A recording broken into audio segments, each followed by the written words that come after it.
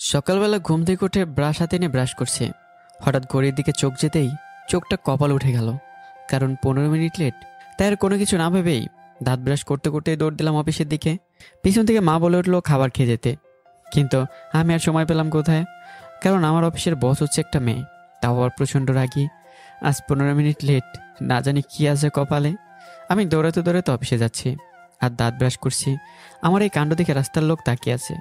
আমি অফিসে প্রবেশ করেই ওয়াশরুম থেকে যেই না পানি মুখে দিয়ে এসে আমার চেয়ারে বসলাম, সেই আমার অফিসের বস ঋতু ডাক পড়লো। আমি ওপরওয়ালার কাছে বললাম, হে আল্লাহ, আমাকে আজকের মতো রক্ষা করো। অনেক কামনা বাসনা করলাম, তারপর ভয়ে ভয়ে বসের রুমে টিকে ঢুকে পড়লাম। যেই চেয়ারে বসবো অমনি, দাঁড়ান, খবরদার চেয়ারে বসবেন না। কে কে কেন ম্যাডাম? আবার বলে কেন? ঘড়ির দিকে তাকিয়ে দেখুন কয়টা বাজে। 11টা ম্যাডাম। কত মিনিট লেট? 1 ঘন্টা। আসলে ম্যাডাম, আমি লেট করে আসতে চাইনি, কিন্তু আজকের ঘুমটা জুস্ত সুদ। ও, এটা কি আপনার শ্বশুর বাড়ি যে লেট করে আসবেন? আপনার সমস্যাটা কি বলুন তো?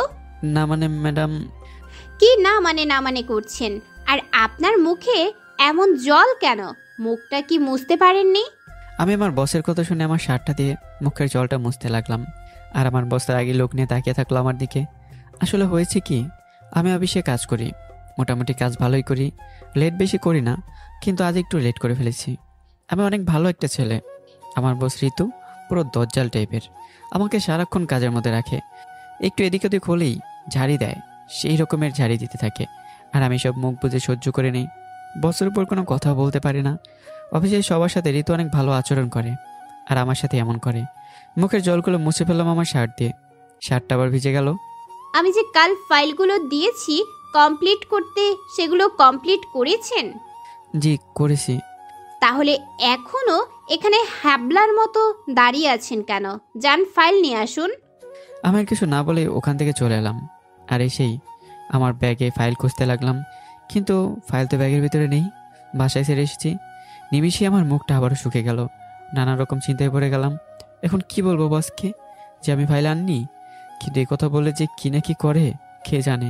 কিছুক্ষণ পর আবার বসের কল। আমি আবার বসের রুমের ভিতরে প্রবেশ করলাম ফাইল ছাড়াই, কারণ ফাইল তো বাসায়। বসুন। আমি না বসে দাঁড়িয়ে আছি। ওই মিস্টার, বসবা নাকি আমি ঘাট ধরে বসাবো চেয়ারে? আমি বসের কথা শুনে তার সামনের চেয়ারে বসে পড়লাম। বস ফাইলের দিকে তাকিয়ে আমার কাছে হাতটা বাড়িয়ে দিয়ে বলল, আমার দিকে না তাকিয়ে, দাও দেখি ফাইলটা কেমন হয়েছে। আমি তো ফাইল আনিনি। কি বলবো বসকে? 1 মিনিট হয়ে গেছে হাত বাড়িয়ে আছে আমার দিকে, কিন্তু ফাইল তো তার হাতে আসছে না। মেজাজটা যেন বসের আরো বেড়ে গেল। এবার আমার দিকে রাগি লুক নিয়ে, কি ব্যাপার, কথা বলছো না কেন? কথা কি কানে যায় না? বলছি না ফাইল দাও। আমি স্পষ্ট দেখতে পাচ্ছি আজ আমার অবস্থা পুরোই কেরোসিন। ওই, আমি ফাইলটা চাচ্ছি। ম্যাডাম আসলে হয়েছে কি, কি হয়েছে তাড়াতাড়ি বলুন। আমি না ফাইল কি?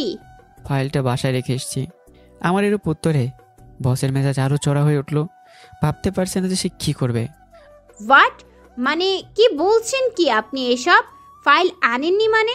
তাহলে কি নিয়ে অফিসে আসলেন? আসলে ম্যাডাম, আজ ঘুমতে করে ব্রাশ করার সময় দেখি লেট হয়ে গেছে, তাই আর অত কিছু না দেখে চলে এসেছি অফিসে। আমি জানতাম না যে ফাইলটা ব্যাগে নেই। আমার মুখটা তো যেন আরো শুকিয়ে গেল।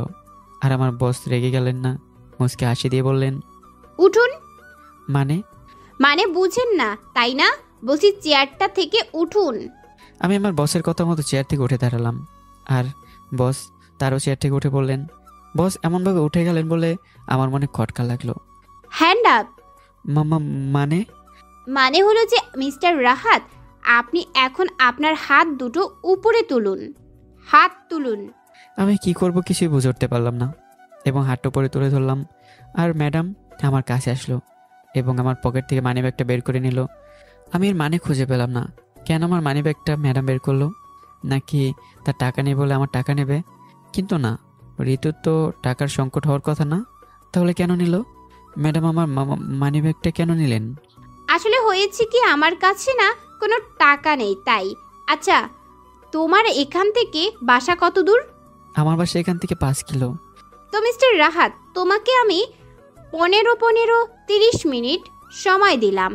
এর মধ্যে ফাইলটা নিয়ে আমার কাছে হাজির হবে, আর না হলে তো জানোই। আমি এবার বুঝতে পারছি মানিব্যাগ নেওয়ার কারণ। কারণ আমার কাছে এখন কোনো টাকা নেই, আর আমাকে হেঁটে অথবা দৌড়ে গিয়ে ফাইল আনতে হবে। অনেক রাগ হচ্ছে ঋতুর ওপর, কিন্তু কিছু বলতে পারলাম না, কারণ তিনি বস। যদি কিছু বললে চাকরিটা চলে যায়, আর যদি চাকরি চলে যায় তাহলে আমার পরিবারের ভার কে সামলাবে? এসব ভেবে আর কিছুই বললাম না। কি হলো, এখনো দাঁড়িয়ে আছো কেন? যাও ফাইল নিয়ে আসো। অলরেডি 1 মিনিট হয়ে গেছে, 29 মিনিট। Let's go. আমি এদিক ওদিক না থেকে ঋতুর কথা মতো ওখান থেকে দৌড় দিলাম ফাইল নিয়ে আসার জন্য। আর ঋতু আমার এমন কাণ্ড দেখে হেসে ফেললো, কারণ ঋতু ম্যাডাম আমাকে পছন্দ করে, শুধু তাই না, ভালোবাসে। তাই আমাকে সবসময় এমন শাসন অত্যাচারের মধ্যে রাখে। এদিকে আমি হোসেন বোল্টের মতো দৌড়ে বাসার দিকে আসতে লাগলাম। আর রাস্তার লোক দেখে ভাবছে কি হয়েছে ছেলেটার, এমন দৌড়ায় কেন। 15 মিনিট পর আমি বাসায় এসে উপস্থিত হলাম আর ফাইলটা খুঁজতে লাগলাম।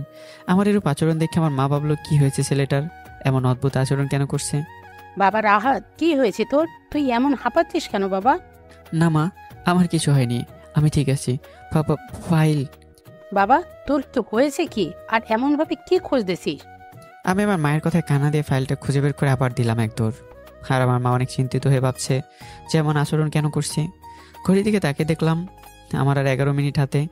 আসতে লেগেছে 19 মিনিট, আর যেতে লাগবে 19 মিনিট। 11 মিনিটে কেমনে যাবো অফিসে? আবার লেট করলে তো। তাই দৌড়ের গতি আরও বাড়িয়ে দিলাম, কিন্তু তাতেও কোনো কাজ হলো না। 5 মিনিট লেট হয়ে গেল। আমি ফাইলটা ঋতুর দিকে দিয়ে ধপ করে ঋতুর গায়ের উপরই পড়ে গেলাম। আমি আমার বস ঋতুর গায়ের উপরই যখন পড়ে গেলাম, তখন ঋতু অনেক ভয় পেয়ে গেল। তার ধারণা আবার কোনো কিছু হয়ে যাবে না তো। রাত, কি হলো তোমার? এমন ভাবে পড়ে গেলে কেন আমার গায়ের উপর? আমি নিঃস্ব, কোনো কথা বলছি না। আমি তো জ্ঞান হারিয়ে ফেলেছি মনে হয়। এবার তো কেঁদে দিল। ওই রাত, ওঠো না। আমি সরি, জানতাম না এমনটি হবে। কিন্তু আমার তো ওঠার কোনো নামগন্ধ নেই। ঋতু কাঁদতে কাঁদতে ডাক্তারকে কল দিল। ডাক্তার তার অফিসে আসলো। ডাক্তার কিছুক্ষণ ধরে আমাকে দেখলো। মা ঋতু, ছেলেটার শরীরটা বড্ড দুর্বল। আমার মনে হচ্ছে কাল থেকে কিচ্ছু খায়নি, আর তার উপর প্রেশার পড়েছে মনে হয়, তাই সেন্সলেস হয়ে পড়েছে। তুমি কিছু চিন্তা করো না, কিছুক্ষণ পর জ্ঞান ফিরবে। কথাগুলো বলেই ডাক্তার চলে গেল। আর অফিসে সবাই ভাবছে যে কী হয়েছে হঠাৎ ডাক্তার অফিসের মধ্যে। অফিসের সবাই জেনেই গেল ব্যাপারটা। ঋতু আমাকে সোফায় শুয়ে দিল, এবার চোখে মুখে জল ফেলে দিল। আমার দিকে বারবার ম্যাডাম তাকাচ্ছে অপলক দৃষ্টিতে, ভাবছে ছেলেটা অনেক কিউট বটে। আর আমার কথা সব কিছু শুনে তা পালন করতে করতে এসব ভাবতে লাগলো। তারপর কি যেন মনে করে আমার মাকে কল দিল। হ্যালো আন্টি, আমি ঋতু। ও মা ঋতু, তুমি কেমন আছো মা? তোমার অফিস কেমন চলছে? আন্টি আমি ভালো আছি। আচ্ছা আন্টি, রাহাত কি কাল থেকে কিছু খেয়েছে? আর বলিও না মা সে কথা। কাল রাতে খাওয়ার জন্য ডাকলাম, ছেলেটা বলল মা আমি এখন খাবো না, আমার অফিসের কাজ আছে, অনেকটা কমপ্লিট করতে হবে। আর না খেয়েই অনেক রাত অবধি কাজ করে ঘুমিয়ে পড়েছে ছেলেটা। আর সকালে ঘুম থেকে উঠে দেখে অফিসে 15 মিনিট লেট। তাই হাতে ব্রাশ নিয়ে দাঁত ব্রাশ করতে করতেই চলে গেল অফিসে। আবার কিছুক্ষণ পর এলো আর ফাইলটা নিয়ে চলে গেল। আমি খেতে বললাম, বললো সময় নেই। ও আচ্ছা আন্টি, আমি এখন রাখি, আমার একটু কাজ আছে, তো পরে সময় করে একদিন আপনার বাসায় ঘুরতে যাব। মা আসিও, তোমার সাথে অনেক দিন ধরে গল্পও করা হয় না। নিজের খেয়াল রেখো মা। আচ্ছা আন্টি, বাই, ভালো থাকবেন। কলটা কেটে দিল ঋতু। আর ভাবছে না এত কিছু অত্যাচার করাটা ঠিক হয়নি ওর উপর, কিন্তু কি করব, আমার যে ওকে না চালালে ভালো লাগে না। কিছুক্ষণ পর রাহাতের জ্ঞান ফিরে আসলো আর ঋতু তা দেখে আগের মতো হয়ে গেল। কিছুতেই বুঝতে দিল না যে রাহাতের উপরে সে দুর্বল ঘুম ভাঙার পর। এই যে, হ্যালো মিস্টার। আমাকে? হ্যাঁ হ্যাঁ, আপনাকেই বলছি। কি ব্যাপার, এইটুকু কাজ করেই অজ্ঞান হয়ে গেলেন? আপনাকে দিয়ে তো দেখছি কিচ্ছু হবে না। আসলে ম্যাডাম আমার মাথাটা না কেমন চক্কর দিচ্ছিল, এই রোদের মধ্যে দৌড়ে গেছিলাম তো তাই। ও তাহলে দৌড় দিলেন কেন? গাড়িতে গেলে কি হতো? আমার মানিব্যাগ তো আপনার কাছে, ভাড়া কই পাবো? আচ্ছা শোনো, এই নাও। কি এটা? এটার ভিতর কি আছে? ওইটার ভিতরে কি আছে জানো? কি? ওইটার ভিতর বিষ মিশানো খাবার আছে। আর বাটির ঢাকনা খুলে খাওয়া শুরু করো। কি কি কি? বিষ? হ্যাঁ বিষ। কি হলো, ঢাকনা খুলে খাচ্ছ না কেন? না আমি নিজে খাইয়ে দিব। রাহাত কি করবে কিছুই বুঝতে পারছে না। মনে মনে বলছে কি শত্রুতা আমার সাথে যে আমাকে বিষ মিশ্রিত খাবার খাইয়ে মেরে ফেলতে চাইছে। ম্যাডাম আমি খাবার খেলে তো মরেই যাব, আমি প্লিজ খেতে পারবো না, আপনি জোর করবেন না। 1 মিনিট সময়ের ভিতরে যদি খাওয়া শুরু না করছো তাহলে কি করব একটিবার ভেবে দেখো। রাহাত তার বসের মুখে এমন কথা শুনে হাসবে নাকি কাঁদবে বুঝতে পারছে না। রাহাতের অনেক খিদেও পেয়েছে, কাল থেকে খায়নি, তাই ডাবল মরণ তো এই খাবার খেয়েই মরি। আর কিছু না ভেবে ঢাকনা খুলে খেতে শুরু করলো ঋতু। অপলক দৃষ্টিতে তাকিয়ে দেখছে রাহাতের খাওয়া। রাহাত খাচ্ছে আর ভাবছে কি হলো, খাবারের কোনো রিয়াকশন পাচ্ছে না কেন? তাহলে কি ঋতু মিথ্যা বললো আমাকে? একটিবার ঋতুর দিকে তাকিয়ে দেখলো ঋতু মুস্কি মুস্কি হাসছে। কি হলো, খাও। আমার দিকে এভাবে তাকিয়ে কি দেখছো? রাহাত আর না তাকিয়ে খাওয়াতে মনোযোগ দিল আর ভাবছে ম্যাডাম একবার বলে আপনি আর একবার বলে তুমি, কারণটা কি? এসব ভাবতে ভাবতে খাওয়া শেষ করলো। এই যে নিন ফাইলগুলো, যেগুলো আগামী 2 দিনের ভিতর কাজ শেষ করে আমাকে জমা দিবেন। এতগুলো ফাইল 2 দিনে কিভাবে সম্ভব? অসম্ভব বলতে কিছু নেই, যান কাজ শুরু করব দিন। কিন্তু ম্যাডাম। কোনো কিন্তু শুনতে চাই না। কেন যে চাকরি করছি, তার থেকে বরং ঝালমুড়ি বিক্রি করে খাওয়াই ভালো। আর কিছু না বলে মুখটা ভার করে ফাইলটা নিয়ে বেরিয়ে পড়লো আর নিজের চেয়ারে গিয়ে বসলো। তার এমন মুখের অবস্থা দেখে ঋতু হাসি থামাতে পারল না। রাহাত চেয়ারে এসে বসলো আর তার সাথেই কাজ করে একটি মেয়ের নাম দীপান্বিতা, সে হাজির। কি ব্যাপার, এমন মুখটা ভার করে আছেন কেন ভাইয়া? আর বলো না, দেখো তো কতগুলো ফাইল দিয়ে দিল আমাকে, তাও 2 দিনে কমপ্লিট করে দিতে হবে। আর এই 2 দিনে শেষ করা কি সোজা নাকি? কি বলেন, মাত্র 2 দিন? হ্যাঁ। আপনার কপাল পুড়েছে ভাইয়া। জানি না কি মলম লাগালে তা ভালো হবে। রাহাত আর কিছু না বলে কাজে মনোযোগ দিল। আর এদিকে ঋতুর আগে একদম ভুলে গেছে দীপান্বিতার সাথে কথা বলা দেখে। আসলে দীপান্বিতা মেয়েটা প্রথম দেখাতেই রাহাতের উপরে ক্রাশ খেয়ে যায়, কিন্তু সেটা বলার আগেই ঋতু এসে বলে তোমার চাকরি বাঁচাতে চাইলে ওর পেছনে লেগো না, রাহাতকে আমি ভালোবাসি। আর হ্যাঁ, এটা যদি কোনোভাবে রাহাত জানে তাহলে তোমার চাকরির ইতি ঘটবে, মনে রেখো। আর বেচারি দীপান্বিতা তার চাকরির জন্য বাদ দিয়ে দেয়। আবার কিছুক্ষণ পর ঋতুর কল, রাহাত আবার গেল। এই নাও আরো 2টা ফাইল, এগুলা আর ওগুলা আমাকে একদিনেই দিও। মানে কি এসবের? কত ফাইল দিবেন আমাকে? আর এত কম সময়ে কিভাবে কাজ শেষ করতে পারবো? আমি পারবো না এত ফাইল নিতে। এই প্রথম ঋতুর মুখের উপর কথা বলল রাহাত, আর তা শুনে ঋতু অবাক। পারবে না মানে? কেন পারবে না? দীপান্বিতার সাথে তো কথা বলতে পারো, আর কাজ করতে পারবে না কেন? আসো অফিসে কাজ করতে, না দীপান্বিতার সাথে কথা বলতে। আপনি সব কি বলছেন? আমি দীপান্বিতার সাথে এমনি একটু কথা বললাম। এমনি বলছো তাই না? আমি কিছু শুনতে চাই না। ফাইল নিয়ে যাও। আর হ্যাঁ, এই নাও তোমার মানি ব্যাগ। আর আমি তোমার ব্যাগ থেকে 100 টাকা নিয়েছি ফুচকা খাওয়ার জন্য। তারপর মানিব্যাগ আর ফাইল নিয়ে চলে আসলো আর ভাবছে কাল থেকে অন্য কোথাও চাকরি খুঁজতে হবে। এখানে আর কাজ করা সম্ভব না, এমনভাবে অত্যাচার করলে কি পারা যায়? আর এদিকে ঋতুর খুব খিদে পেয়েছে, কি খাবে ভাবছে, কারণ তার খাবার যে রাহাতকে দিয়ে দিয়েছে। রাতে রাহাত মানিব্যাগটা ভালো করে দেখতে লাগলো, কারণ ওখান থেকে একটা জিনিস নেই, আর তা হলো ঋতুর ফটো। আর সেটাও আবার চুপ করে তোলা। রাহাত ভাবছে তার কপালে শনি আছে। এমন সময় রাহাতের ছোট বোন ইমা এসে হাজির। ভাই জানিস, ভাবিটা না অনেকগুলো কিউট রে। কি আজে বাজে বকছিস এসব? মাথা ঠিক আছে তো? হ্যাঁ, আমার মাথা ঠিকই আছে, তোর মাথা ঠিক নেই। এই কি বলবি সোজাসুজি বল। বলছি যে তোর বিয়ে ঠিক করে ফেলেছে মা, আর কালকেই হয়তো হয়ে যেতে পারে বিয়ে। বোন তোর মাথা ঠিক আছে তো? কি বলিস এসব? আমার বিয়ের আমি জানি না। কার সাথে? কার সাথে আবার? তোর অফিসের বস ঋতুর সাথে। কি কি কি বলিস এসব? কে ঠিক করলো বিয়ে? কে আবার? আমার মা। জানিস দাদা, ভাবিটা না অনেক ভালো রে। আমাকে একদিন রাস্তায় পেয়ে গাড়ি করে স্কুলে দিয়ে গেছে, আর আমাকে জোর করে 1000 টাকা দিয়েছে। আর তোর কাছে চাইলে তো 100 টাকার বেশি দিস না। রাহাত তার বোনের মুখে এমন কথা শুনে পুরাই কি করবে, হাসবে নাকি কাঁদবে বুঝতে পারছে না। হঠাৎ করে বিয়ে, তাও আবার ঋতুর সাথে। যদি বিয়ে করি তাহলে জীবনটা তো পুরাই তামা হয়ে যাবে। এই তুই যাবি? লাথি দেবো। আমি সত্যি বললাম তো, গায়ে লাগলো। দেখ সবসময় ফাজলামো ভালো লাগে না। এই যা, আমি ভাবছিলাম তুই বিয়ের কথা শুনে খুশি হয়ে 500 টাকা দিবি, আর তুই কথা শোনাচ্ছিস। দাঁড়া, তোকে টাকা দিচ্ছি। বলে ইমাকে মারার জন্য পায়ের স্যান্ডেল হাতে নিল, কিন্তু রাহাত কখনোই মারবে না তার বোনকে। তার বোনকে অনেক বেশি ভালোবাসে রাহাত। আর ইমা একটা ভেঙচি কেটে দিল তোর। এদিকে রাহাত রাগে গস গস করতে করতে গেল তার মায়ের কাছে। মা, তুমি নাকি আমার বিয়ে ঠিক করছো ঋতুর সাথে? হ্যাঁ করেছি তো। তো মানে কি মা?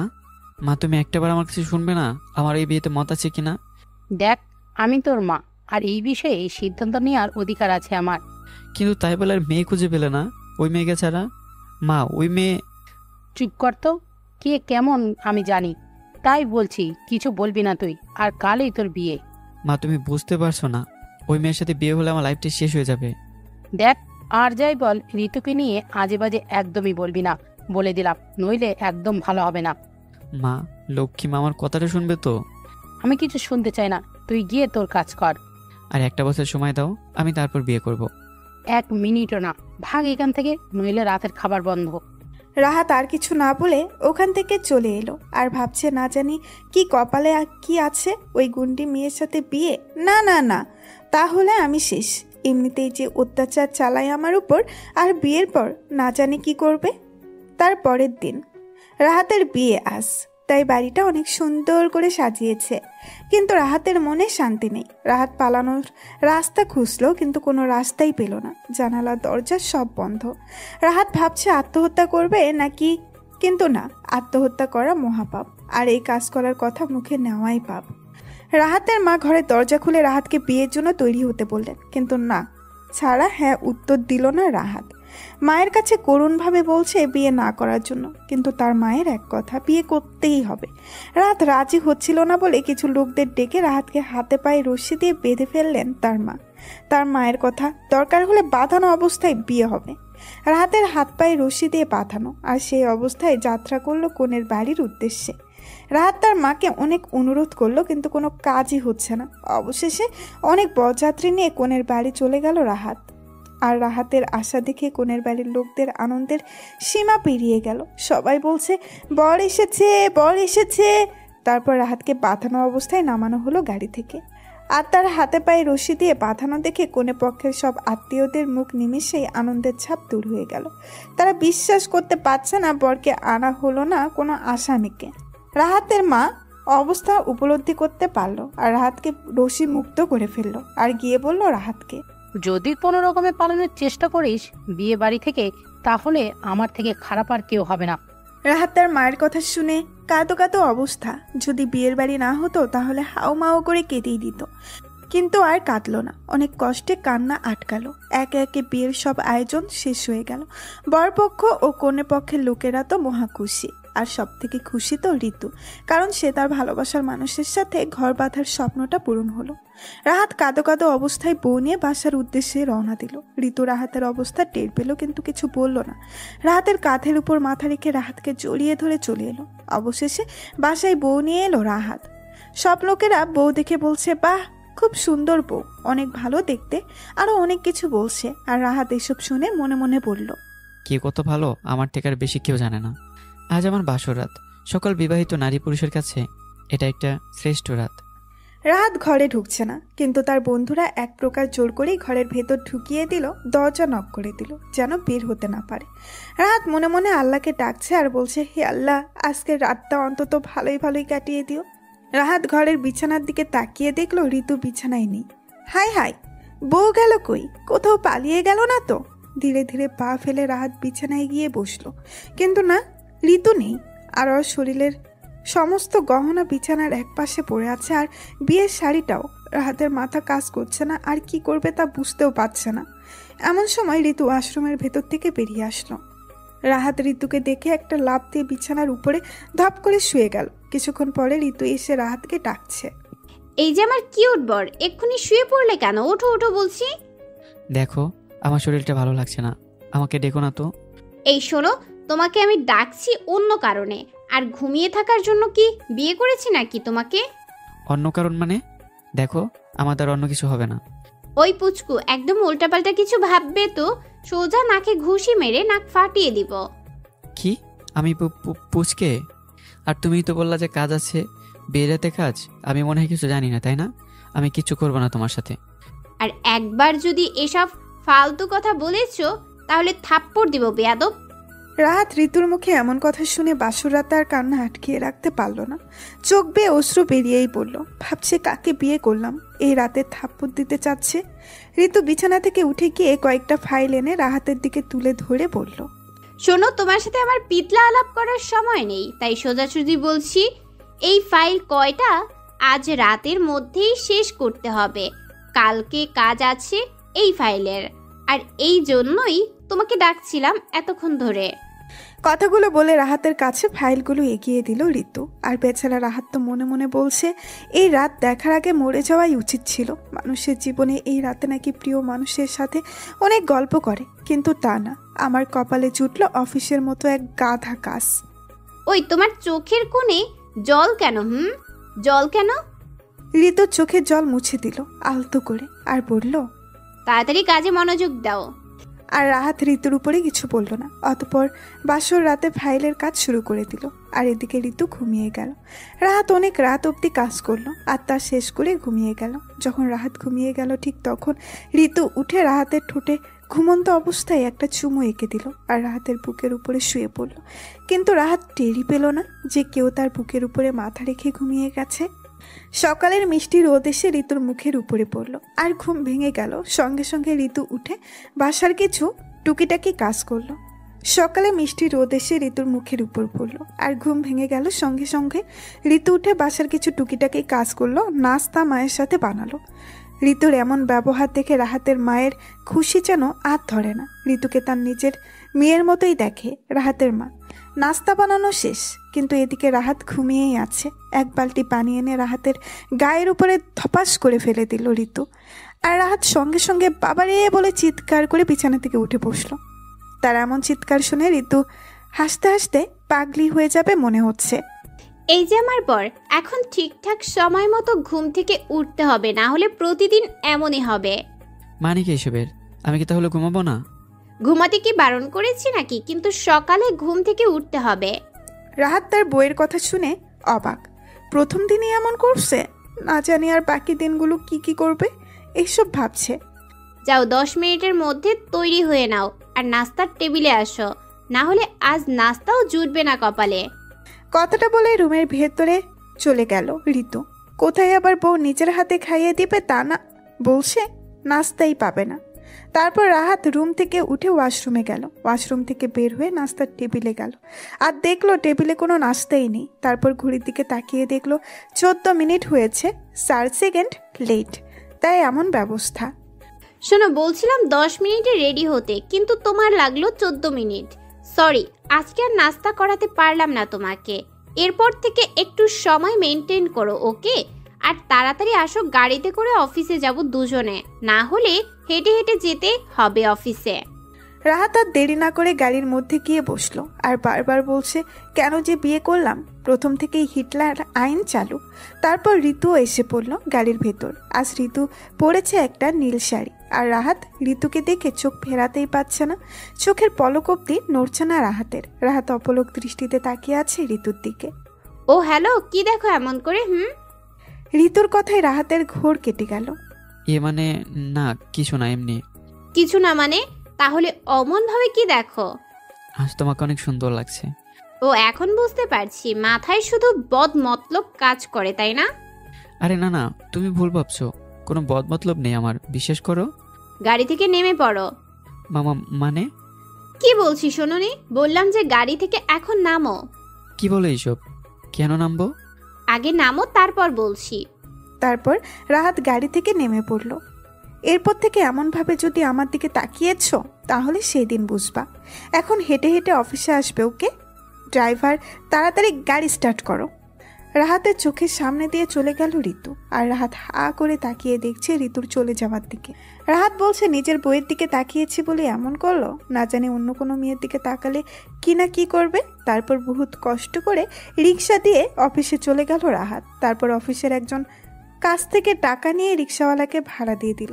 সবাই হা করে তাকিয়ে রইল রাহাতের দিকে, কারণ বিয়ের পরের দিনে রিক্সা করে অফিসে আসে, না জানি এরপর থেকে কি কি করতে হবে। রাহাত কারো দিকে না তাকিয়ে নিজের কাজে মন দিল। আর দীপান্বিতার দিকে তো একদমই না। অফিসের সবাই ভাবছে রাহাতের হলো কি, বিয়ের পরের দিনে এভাবে অফিসে আসা আর মুখটা গমরা করে আছে। এদিকে ঋতু রাহাতের মুখের দিকে তাকিয়ে মুস্কি মুস্কি হাসছে।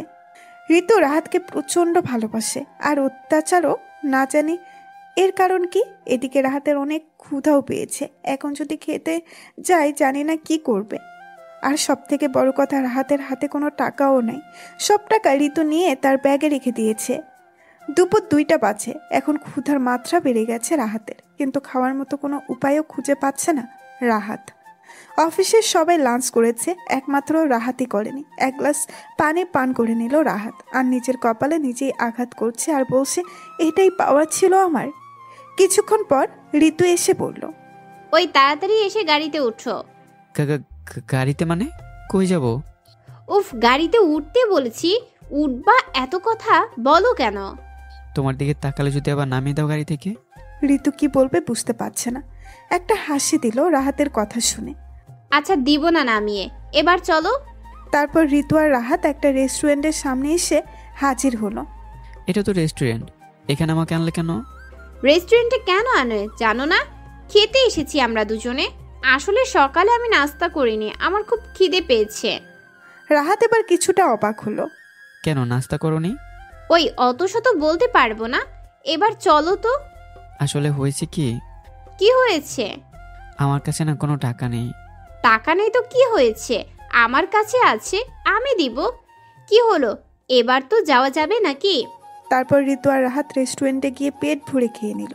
আর রাহাত মনে মনে বলছে, বউটা আসলেই অনেক ভালো, আমি খাইনি বলে নিজেও খাইনি, না খেয়ে আছি আর এখন আমাকে খাওয়াতে নিয়ে আসলো। এসব ভাবতে লাগলো আর অনেক কিছু খেলো, ভালো ভালো খাবার। রাহাত চোখটা একটু বন্ধ করে ভাবছে আসলেই বউটা ভালো। আর চোখ খুলতেই দেখে ঋতু নেই। হায় হায়, ঋতু গেল কই? মনে হচ্ছে বাইরে দাঁড়িয়ে আছে। তাই রাহাত রেস্টুরেন্ট থেকে বের হতে যাবে এমন সময় বিলটা দিয়ে যান। বিল মানে? কেন, আমার বউ দিয়ে যায়নি? উনি তো আপনাকে দেখিয়ে বললেন আমার বয়ফ্রেন্ডের কাছ থেকে বিল নিয়েন, বলে চলে গেল। কি বয়ফ্রেন্ড? আরে ভাই, আমি ওনার স্বামী, আর বিল তো ওনার দেওয়ার কথা। ওই মিয়া, ফাজলামি করেন নাকি? প্রেমিকা নিয়ে রেস্টুরেন্টে খাইতে আসছেন, বলছেন বিল আমার বউ দিবে? মগের মুলুক পাইছেন নাকি? ভাই আমার কাছে তো টাকা নেই। ভাই বিল কত হয়েছে? 1200 টাকা মাত্র। কি 12? আমার কাছে তো 12 টাকাও নেই। রাহাত নানাভাবে বোঝাতে চেষ্টা করলো, কিন্তু কোনো কাজ হলো না। আর রেস্টুরেন্টে বাকির লোকগুলো হাঁ করে তাকিয়ে আছে রাহাতের দিকে। রাহাতের কাঁদো কাঁদো চোখ মুখ, বলার মতো কোনো ভাষা নেই। মনে মনে বলছে, কেন যে আসলাম খেতে। তারপর কোনো উপায় খুঁজে না পেয়ে পকেট থেকে মোবাইলটা বের করে দিল। আর ওয়েটার বলল, কাল টাকা নিয়ে এসে মোবাইল নিয়ে যাবেন, না হলে আর পাবেন না। মনে রাখবেন, কালকেই শেষ, পরশু এসে পাবেন না। রাহাত আর কিছু না বলে ওখান থেকে চলে আসলো। ভীষণ কাঁদতে ইচ্ছে করছে রাহাতের, কিন্তু অনেক লোক রাস্তায়, তাই কাঁদতে পারছে না। অনেক কষ্টে কান্না অফ করলো আর বাসার উদ্দেশ্যে হেঁটে রওনা দিল।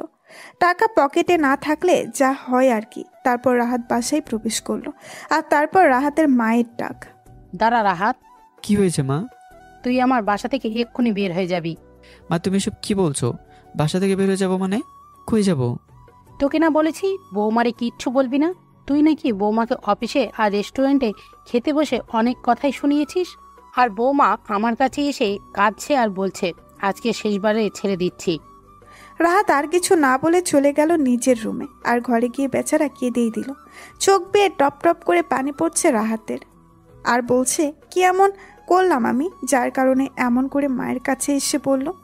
ঋতুই তো আমাকে বিপদে ফেলে চলে আসলো, আর এসে মায়ের কাছে নালিশ করলো। ঋতু এমনটা করতে পারলো? রেস্টুরেন্টে এক গাদা লোকের সামনে আমি অপমানিত হলাম, আর বাসায় এসে মা অনেক কথা শোনালো, আর অফিসের সবাই আমাকে কেমন নজরে দেখলো। আজ রাহাতের এমন অবস্থা দেখে ঋতু কি বলবে বুঝতে পারছে না। মনে মনে বলছেন, না, আজ অনেক বেশি হয়ে গেছে। ঋতু চেয়েছিল একটু বিপাকে ফেলতে, কিন্তু এমনটা হয়ে যাবে বুঝতে পারেনি। ঋতু রাহাতের কাছে যেতেই রাহাত চোখের পানি মুছে ফেলল। ঋতু রাহাতের পাশে গিয়ে বসলো। I am sorry. ওই বড়, আমি সরি, তো জানতাম না এমনটি হবে। জানতে না মানে? কি জানতে না তুমি? তুমি সবই জানতে, সব। অফিসের বস ছিলা, অনেক অত্যাচার করেছে আমার ওপর, কিন্তু কিচ্ছু বলিনি, সব মুখ গুজে সহ্য করেছি। আর আজ বিয়ে করে রেস্টুরেন্টে নিয়ে গিয়ে আমাকে অপমানিত করে ফেলছো। তুমি ঠিক জানতে না আমার কাছে কত টাকা ছিল, তুমি সব জানতে, তবু এমনটা কেন করেছো ইচ্ছে করে? আর বাসায় এসে মাকে কি বলছো আমার নামে? আর আমাকে যদি তুমি তোমার গোলাম বানিয়ে রাখবে, তাহলে কেন আগে বলনি? কেন বিয়ে করেছো? আমি সব কিছু ছেড়ে দিয়ে তোমার গোলাম হয়ে থাকতাম, তোমার কাপড় কেচে দিতাম, জুতা পরিষ্কার করে দিতাম, সব কিছুই করতাম। ঋতু কি বলবে, ভাষা হারিয়ে ফেলেছে। আসলেই আজ অনেক বেশি হয়ে গেছে। ছেলে মানুষ অত সহজে কান্না করে না, আর আজ রাহাত সেই কান্নাই করে দিছে শুধু তার জন্য। এবার ঋতু আর কিছু না বলে কাঁদতে কাঁদতে রাহাতের বুকের উপরে ঝাঁপিয়ে পড়ল আর সেই লেভেলের কান্না শুরু করে দিল রাহাতের বুকের উপর। জড়িয়ে ধরেছে শক্ত করে রাহাতকে, ছাড়ানোর চেষ্টা করছে কিন্তু কাজ হচ্ছে না। আমি সত্যি সরি, প্লিজ আমাকে মাফ করে দাও, আর কখনো করব না এমন। আমি তোমাকে অনেক ভালোবাসি, তাই তো তোমাকে বিয়ে করেছি। এবার রাহাতের রাগ একটু কমলো ঋতুর উপর। হ্যাঁ, আমি জানি তুমি কেমন ভালোবাসো আমায়। বিয়ে করেছো অত্যাচার করার জন্য, ভালোবাসার জন্য না। আমার অত্যাচারী পেতনি। কি বললো আমি অত্যাচারী আর অত্যাচার করার জন্য তোমায় বিয়ে করেছি, ভালোবাসার জন্য না? হ্যাঁ, আমি সব ঠিকই বলেছি। এবার ঋতু রাহাতকে ধাক্কা মেরে বিছানায় ফেলে দিল আর কান্না করা অবস্থায় রাহাতের ঠোঁটের উপরে ঋতু তার ঠোঁট একত্রিত করে দিল। কোনো ছাড়াছাড়ি নেই, এভাবেই চললো অনেকক্ষণ। রাহাতের দম বন্ধ হয়ে আসার অবস্থা, কিন্তু ঋতুকে সরাতে পারছে না। পা দুটো লাফালাফি করছে। অনেকক্ষণ পর ছেড়ে দিল। ছাড়ার সাথে সাথে রাহাত ঠাস করে একটা থাপ্পড় লাগিয়ে দেয় ঋতুকে। কি পেয়েছো তুমি আমাকে? এতদিন অপমান করে হয়নি, এখন আবার নতুন করে কি বুদ্ধি করতেছো? ঋতু কি বলবে কিছুই বুঝতে পারছে না। তাহলে তোমাকে ভালোবাসি, আর আমি তোমাকে ভালোবেসেই বিয়ে করেছি। বিশ্বাস করো, আমি তোমাকে কষ্ট দেওয়ার জন্য বিয়ে করি নাই, কিন্তু কেন যে আমি এত কষ্ট দিতাম নিজেও জানি না। বিশ্বাস করো, আমি অনেক ভালোবাসি। আর রাখো তোমার ন্যাকা কান্না। আমি সত্যি তোমাকে ভালোবাসি। বলেই ঋতু যেই রাহাতকে জড়িয়ে ধরে অমনি রাহাত ধাক্কা দেয় ঋতুকে। ঋতু সোজা গিয়ে ড্রেসিং টেবিলের কোনায় গিয়ে বাড়ি খায়। সাথে সাথে রক্ত পড়া শুরু হয়ে যায়। রাহাত সেদিকে খেয়াল না করে বাসা থেকে বের হয়ে যায়। এদিকে ঋতু রুমের দরজা বন্ধ করে অনেকক্ষণ কান্না করে। তারপর একটা ব্লেড নিয়ে ইচ্ছামতো নিজের হাত কাটে। অতিরিক্ত রক্ত বের হওয়ার কারণে ঋতু জ্ঞান হারিয়ে ফেলে। আচ্ছা দেখ তো ঋতু আর রাহাতের কি হয়েছে? রাহাত এইভাবে বাসা থেকে বেরিয়ে যাওয়ার কারণ কি? রাহাতের মা তার বোন ইমাকে বলল। আচ্ছা মা, যাচ্ছি। তারপর ইমা গিয়ে দেখে দরজা বন্ধ। তাই সে ঋতুকে ডাক দেয়। ঋতু কোনো সাড়া দেয় না, তাই সে নিচে চলে যায়। মা, ভাই আর ভাবির কিছু একটা হয়েছে, এজন্য মনে হয় ভাবি রাগ করে দরজা বন্ধ করে রাখছে। ও, কি এমন হয়েছে যার জন্য ঋতু রুমের দরজা আটকে রেখেছে? প্রায় অনেকক্ষণই হয়েছে ঋতু নিচে নামার কোনো খবরই নেই। আর দিন তো এতক্ষণ পর্যন্ত রুমে থাকে না। মেয়েটার আবার কিছু হলো না তো? এবার তিনি ইমাকে না বলে গিয়ে ঋতুকে ডাক দেয়। কোনো সাড়া আসে না রুম থেকে। এবার তিনি সত্যিই ভয় পেয়ে যায়। তাই রাহাতকে ফোন করে রাহাত ফোন ধরে না। অনেকবার রাহাতকে ফোন করে, রাহাত ইচ্ছে করে ফোন ধরে না। তাই তিনি তার প্রতিবেশীদের সাহায্য নিয়ে রুমের দরজা ভাঙে। দরজা ভেঙে ভেতরে গিয়ে ঋতুকে দেখে অবাক হয়। হাত দিয়ে রক্ত পড়তেছে, মাথায় এক কোণায় কেটে গেছে। এসব দেখে তিনি তাড়াতাড়ি প্রতিবেশীদের সাহায্য নিয়ে তাড়াতাড়ি হাসপাতালে ভর্তি করায়। তারপর ঋতুর মা বাবাকে খবর দেয়। কিছুক্ষণ পরে ডাক্তার ঋতুর কেবিন থেকে বের হয়। ডাক্তার, আমার বৌমার এখন কি অবস্থা? আল্লাহর রহমতে ভালো আছে, গুরুতর তেমন কিছুই হয় নাই। ভাগ্য ভালো আমাদের এখানে রক্ত ছিল, তাড়াতাড়ি চিকিৎসা করতে পেরেছি, এজন্য আপনাদের আর রক্তের কথা বলি নাই।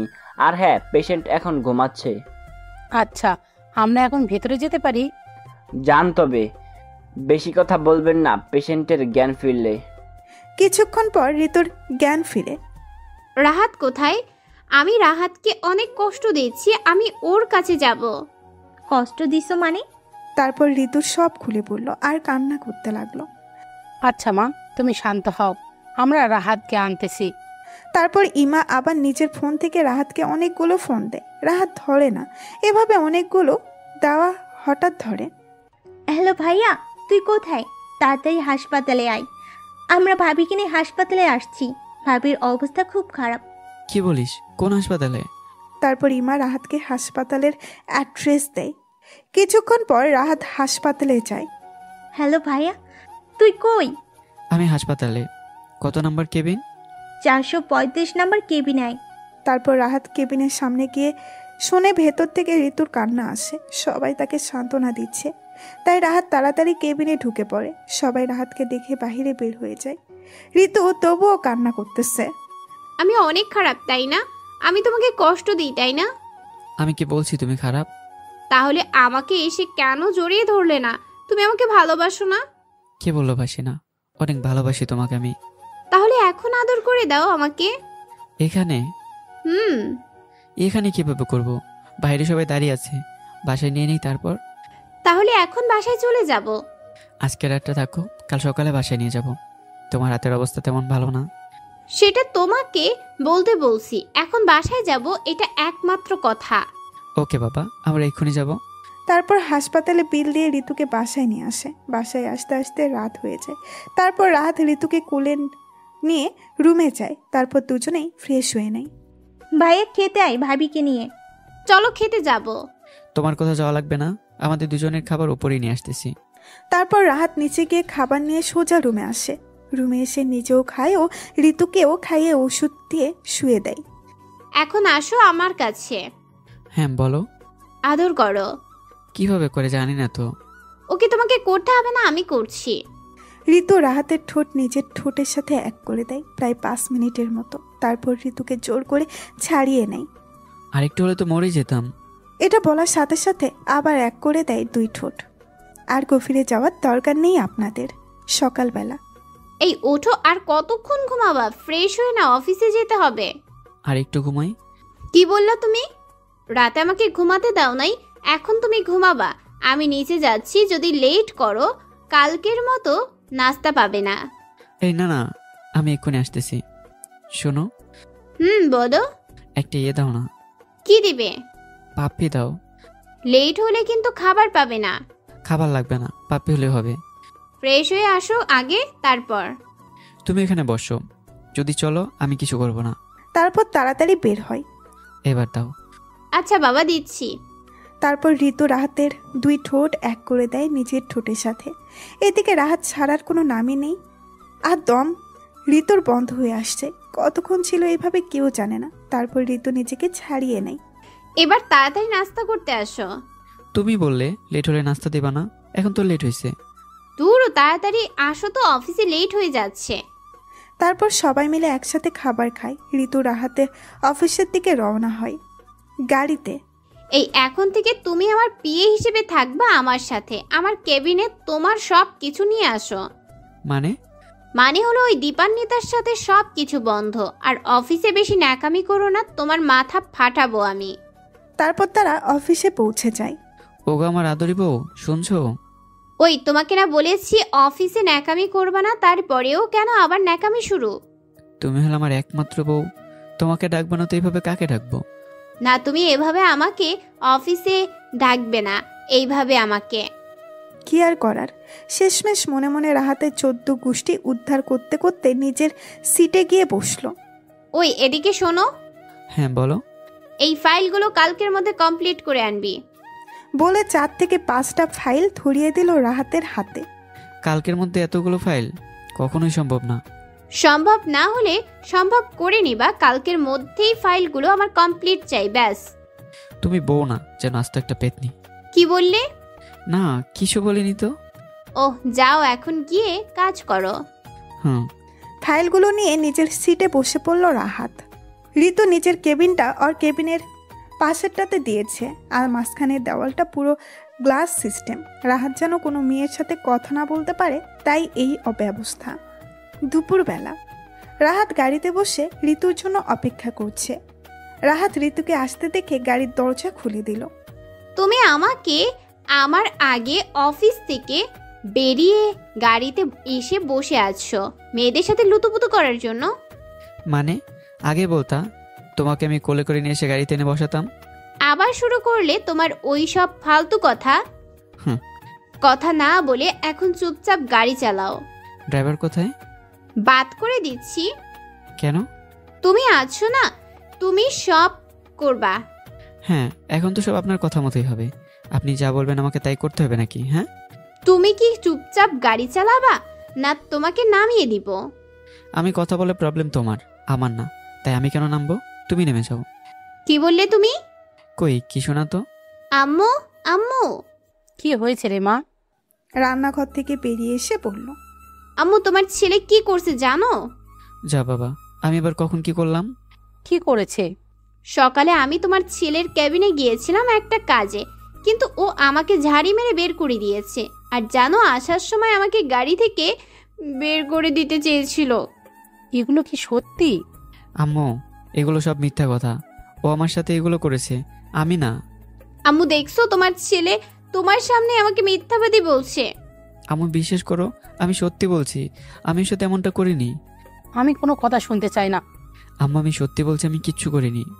চুপ, বললাম তো আমি আর কোনো কথা শুনতে চাই না। অতপর রাহাত এক গাদা ছাড়ি আর বকা খেল তার আম্মুর। আর এদিকে তো ঋতু হাসতে হাসতে সোফার উপরে শুয়ে পড়ে গড়াগড়ি করতেছে। এটা কিন্তু তুমি ঠিক করলে না। কোনটা? জেনেও না জানার ভান করে বলল। ধ্যাত, তোমার সাথে কোনো কথা বলে লাভ নেই। তারপর ঋতু ও নিজের রুমে চলে গেল। মুস্কি হেসে রুমে ঢুকে রাহাত বলল, তোমার সাথে কথা বলার আমার কোনো ইচ্ছেই নেই। তুমি যাও এখান থেকে। শুধু শুধু আম্মুর কাছ থেকে আমাকে বকা খাওয়ালে। বকেছে বেশ করেছে, আর তোমার সাথে কথা বলা আমারও কোনো ইচ্ছা নেই। বলে ওয়াশরুমে চলে গেল। আমাকে নিয়ে যেতে ওয়াশরুমে। এটা বলে সেই সুযোগে ওয়াশরুমের দরজাটা রাহাত বাইরে থেকে নক করে দেয়। ঋতু ফ্রেশ হয়ে ওয়াশরুমের দরজা খুলতে গেলেই দেখে দরজাটা খুলছে না। কি ব্যাপার? আমি তো দরজাটা লক করিনি, তাহলে লক হলো কিভাবে? নিশ্চয়ই এটা রাহাতের কাজ।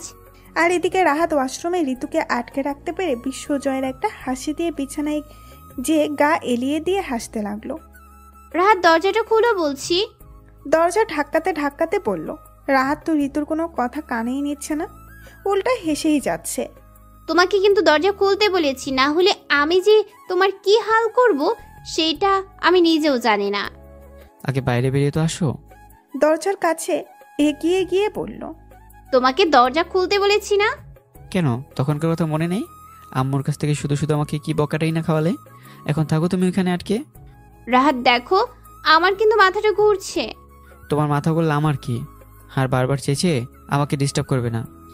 রাহাত বলে জোরে চিৎকার করে ধপাস করে নিচে পড়ে গেল।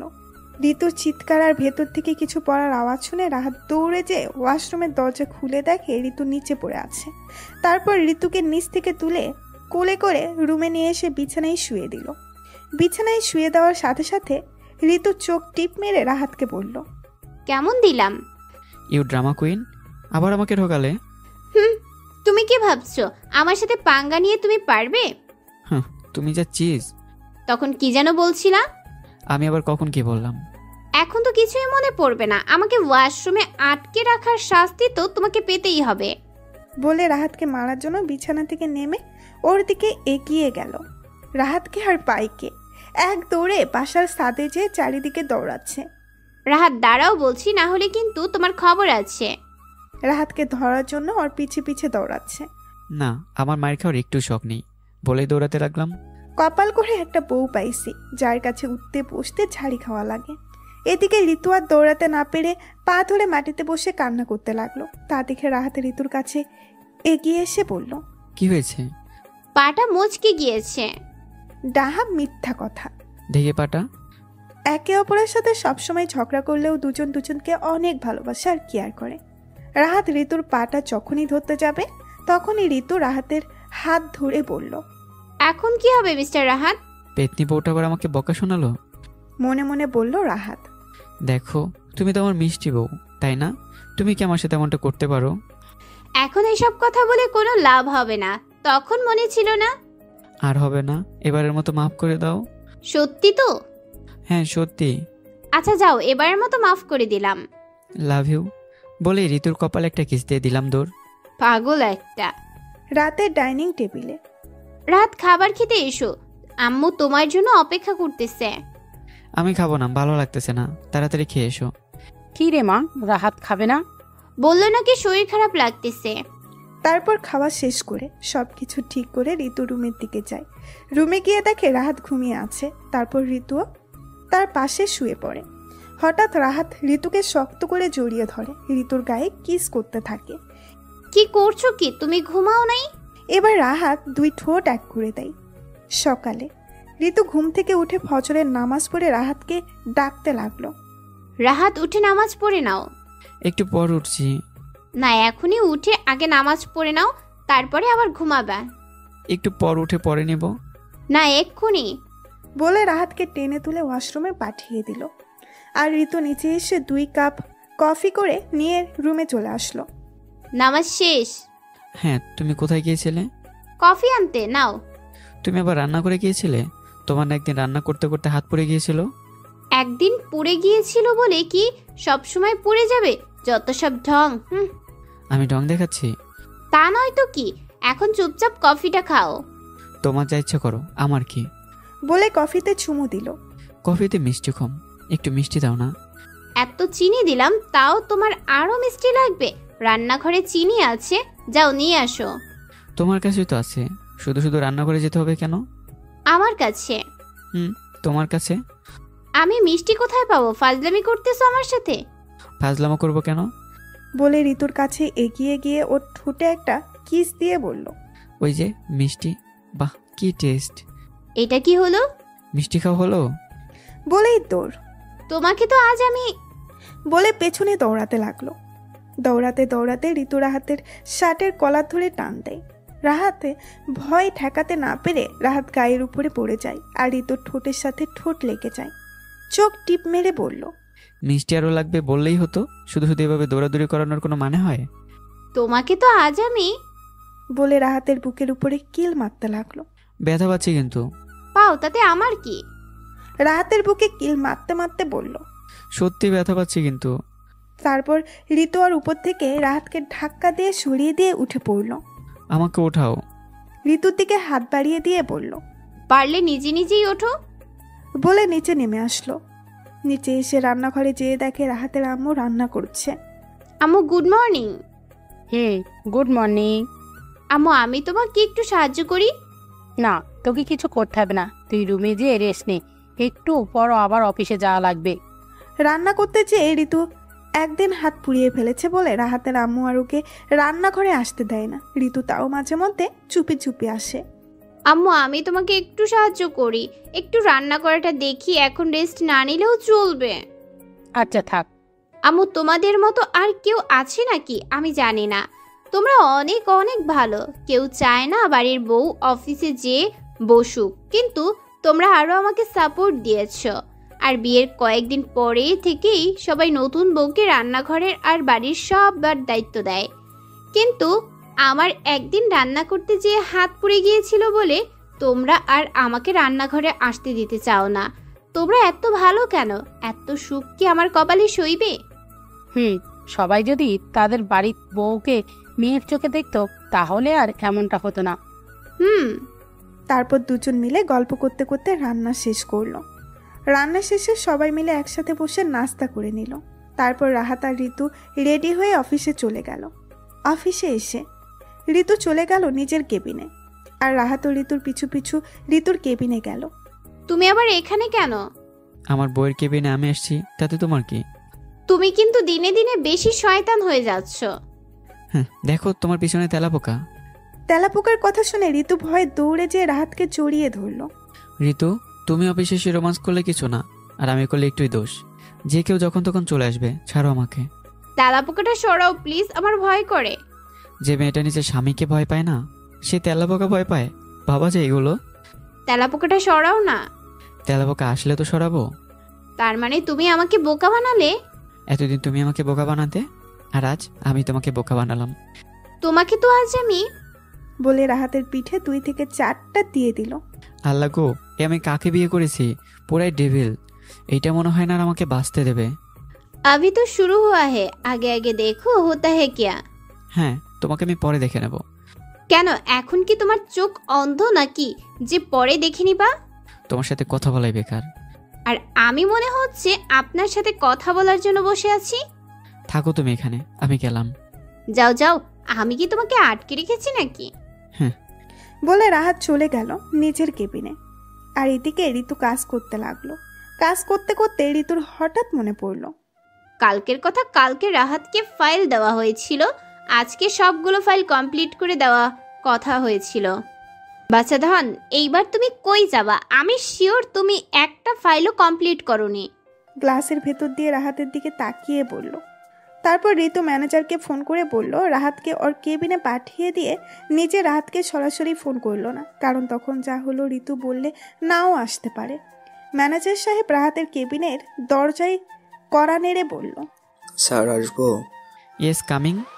স্যার ম্যাম আপনাকে ডেকেছে। কোন ম্যাম? স্যার ঋতু ম্যাম এখন যেতে বলল আপনাকে। ওনাকে গিয়ে বলুন কাজ করছে এখন, আসতে পারবে না। ম্যানেজার শুধু মাথা নাড়িয়ে ঋতুর কেবিনের সামনে এসে দরজায় কড়া নাড়ালো। Yes, come in.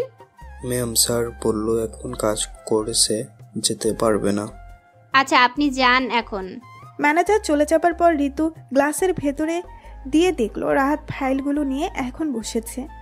রাগে রাগে ঋতু রাহাতের কেবিনে এসে বলল, আমি তোমাকে ডেকে পাঠালাম আর তুমি গেলা না কেন? হ্যাঁ, তা কি জন্য ডেকেছিলে? ফাইলের দিকে তাকিয়েই বলল, দেখি কি করছো এখন, যে আমি ডাকলেও তোমার যাওয়ার টাইম থাকে না। আরে কিছু না তো, ফাইলগুলো দেখছিলাম। কি, তুমি এখন ফাইল দেখতেছো? আগে কি করছো? আসলে থাক, এখন আর আসলে আসলে বলতে হবে না। কালকে যেই ফাইলগুলো দিয়েছিলাম ওইগুলো কি কমপ্লিট করেছো? আসলে খেয়াল ছিল না। তোমার খেয়াল কোথায় থাকে? হ্যাঁ, এরপর থেকে আর হবে না। এই এক কথা তুমি আমাকে কতবার বলেছো, সেই খেয়াল আছে? এইবারই শেষ, আর হবে না। আমি আর কিছু শুনতে চাই না। আজকে আমি মাকে বলে দিব, তারপর দেখো তোমার কি হয়। বলে নিজের কেবিনে চলে আসলো। ঋতু চলে আসার সময় রাহাত পেছন থেকে অনেকবার ডেকেছিল, কিন্তু ঋতু রাহাতের দিকে একবারও না তাকিয়ে নিজের কেবিনে চলে গেল। এদিকে রাহাত বসে বসে শুধু একটা কথাই ভাবছে, আজ যদি মা এটা জানতে পারে তাহলে তো আমাকে শেষ করে ফেলবে। অন্যজনদের মা নিজের ছেলের বউকে এদিক ওদিক হলে সহ্য করতে পারে না, আর আমার মা নিজের ছেলেকে পর করে দিয়ে এখন বৌমাকে আপন করে নিয়েছে। মানবতা কোথায়?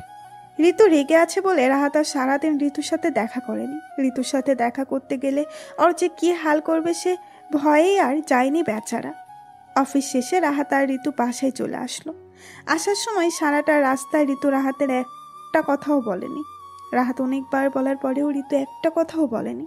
বাসায় এসে ঋতু সোজা রুমে চলে গেল, আর রাহাত গাড়ি পার্ক করে ভেতরে যে সোফার উপরে বসে পড়ল। রাহাতের আম্মু রাহাতের সামনে এসে বলল, কি রে, টায়ার্ড লাগছে? হুম। যা ফ্রেশ হয়ে আয়, আমি টেবিলে খাবার দিচ্ছি। না আম্মু, এখন কিছু খাবো না, একটু রেস্ট নিয়ে একেবারে রাতে ডিনার করে নেব। আচ্ছা। হ্যাঁ। বলে রুমে চলে আসলো। এদিকে ঋতু ফ্রেশ হয়ে এসে রাহাতকে রুমে ঢুকতে দেখেও রুমের বাইরে চলে যেতে লাগলো। তা দেখে রাহাত ঋতুর হাত ধরে ওর সামনে এনে দাঁড় করালো। তোমার সমস্যা কি? হ্যাঁ, আসার সময় একটা কথা বললে না, আবার বাসায় এসে আমাকে এড়িয়ে চলো কেন? হ্যাঁ, অফিসের কথা মনে আছে? আমি তো বলছি আর হবে না, তারপরেও তুমি এমন করছো। আচ্ছা, তোমার ফাইলগুলো কমপ্লিট চাই তো? যাও, কালকের মধ্যে সবগুলো ফাইল কমপ্লিট পেয়ে যাবে। রাগে রাগে বলে ওয়াশরুমে চলে গেল। আর এদিকে রাহাতের এমন ব্যবহারে ঋতু অবাক হয়ে গেল। ঋতু ফ্রেশ হয়ে এসে রাহাতকে ওখানেই দাঁড়িয়ে থাকতে দেখে কিছু না বলে চুপচাপ নিচে চলে গেল। ঋতু রাহাতের এমন ব্যবহারে অবাকের উপরে অবাক হচ্ছে, কারণ রাহাত কখনো ওর সাথে এমনটা করে না। এদিকে রাহাত নিচে এসে মাথা নিচু করে সোফায় চুপচাপ বসে আছে। রাহাতকে মাথা নিচু করে চুপচাপ বসে থাকতে দেখে রাহাতের আম্মু রাহাতের কাছে এসে বলল, কি রে, শরীর খারাপ নাকি এভাবে বসে আছিস যে? না, কিছু হয়নি, এমনি ভালো লাগছিল না তাই। ও, তা ঋতু কোথায়? দেখো, উপরে কোথাও আছে হয়তো। এভাবে বলছিস কেন? ঋতুর সাথে কি তোর কিছু হয়েছে নাকি? না, ওর সাথে আমার কি হবে? কিছু তো একটা হয়েছে, তা না হলে তুই এমনভাবে কথা বলার মানুষ না। তখনই ঋতু এসে রাহাতের আম্মুর পাশে গিয়ে দাঁড়ালো। রাহাত ঋতুকে দেখে সোফা থেকে উঠে নিজের রুমে চলে গেল। ঋতু, কি হয়েছে রে? ও আজ এমন করছে কেন? না আম্মু, তেমন কিছু না। আমাকেও বলবি না? তারপর ঋতু আম্মুকে সব কিছু বলল। কই তুই রাগ করবি তা না, ও রাগ করে বসে আছে। সবকিছু শুনে হাসতে হাসতে বলল, এখন যা ওপরে গিয়ে দেখ কি করছে ছেলেটা। ও তো তোকে ছাড়া এক মুহূর্ত থাকতে পারে না। ওনার কথা শুনে ঋতু লজ্জা পেয়ে মাথা নিচু করে এক দৌড়ে নিজের রুমে চলে আসলো। রুমে এসে দেখে রাহাত ল্যাপটপ আর ফাইলগুলো নিয়ে কাজ করতে বসেছে। তাই ঋতু রাহাতকে আর ডিস্টার্ব না করে নিজের মোবাইল নিয়ে বিছানায় বসে গেম খেলতে লাগলো। আর এদিকে রাহাত কাজ করছে আর বারবার আর চোখে ঋতুর দিকে তাকাচ্ছে আর মনে মনে বলছে, আমি নাকি কাজ করি না? দেখো, আমিও কাজ করতে পারি। সবসময় এমন ভাব করে যেন শুধু কাজও একাই করতে পারে, আর কেউ পারে না, যত সব। আর এদিকে ঋতু মোবাইলে গেম খেলতে খেলতে ঘুমিয়ে গিয়েছে। সন্ধ্যার দিকে ঋতুর ঘুম ভাঙার একটু পরেই অজ্ঞান হয়ে ঋতু অজু করে এসে নামাজ পড়ে উঠে রাহাতের দিকে তাকিয়ে দেখে রাহাত এখনো কাজ করেই যাচ্ছে। তা দেখে রাহাতের কাছে গিয়ে ঋতু বলল, আজান হয়েছে, উঠে নামাজ পড়ে নাও, পরে আবার কাজ করো।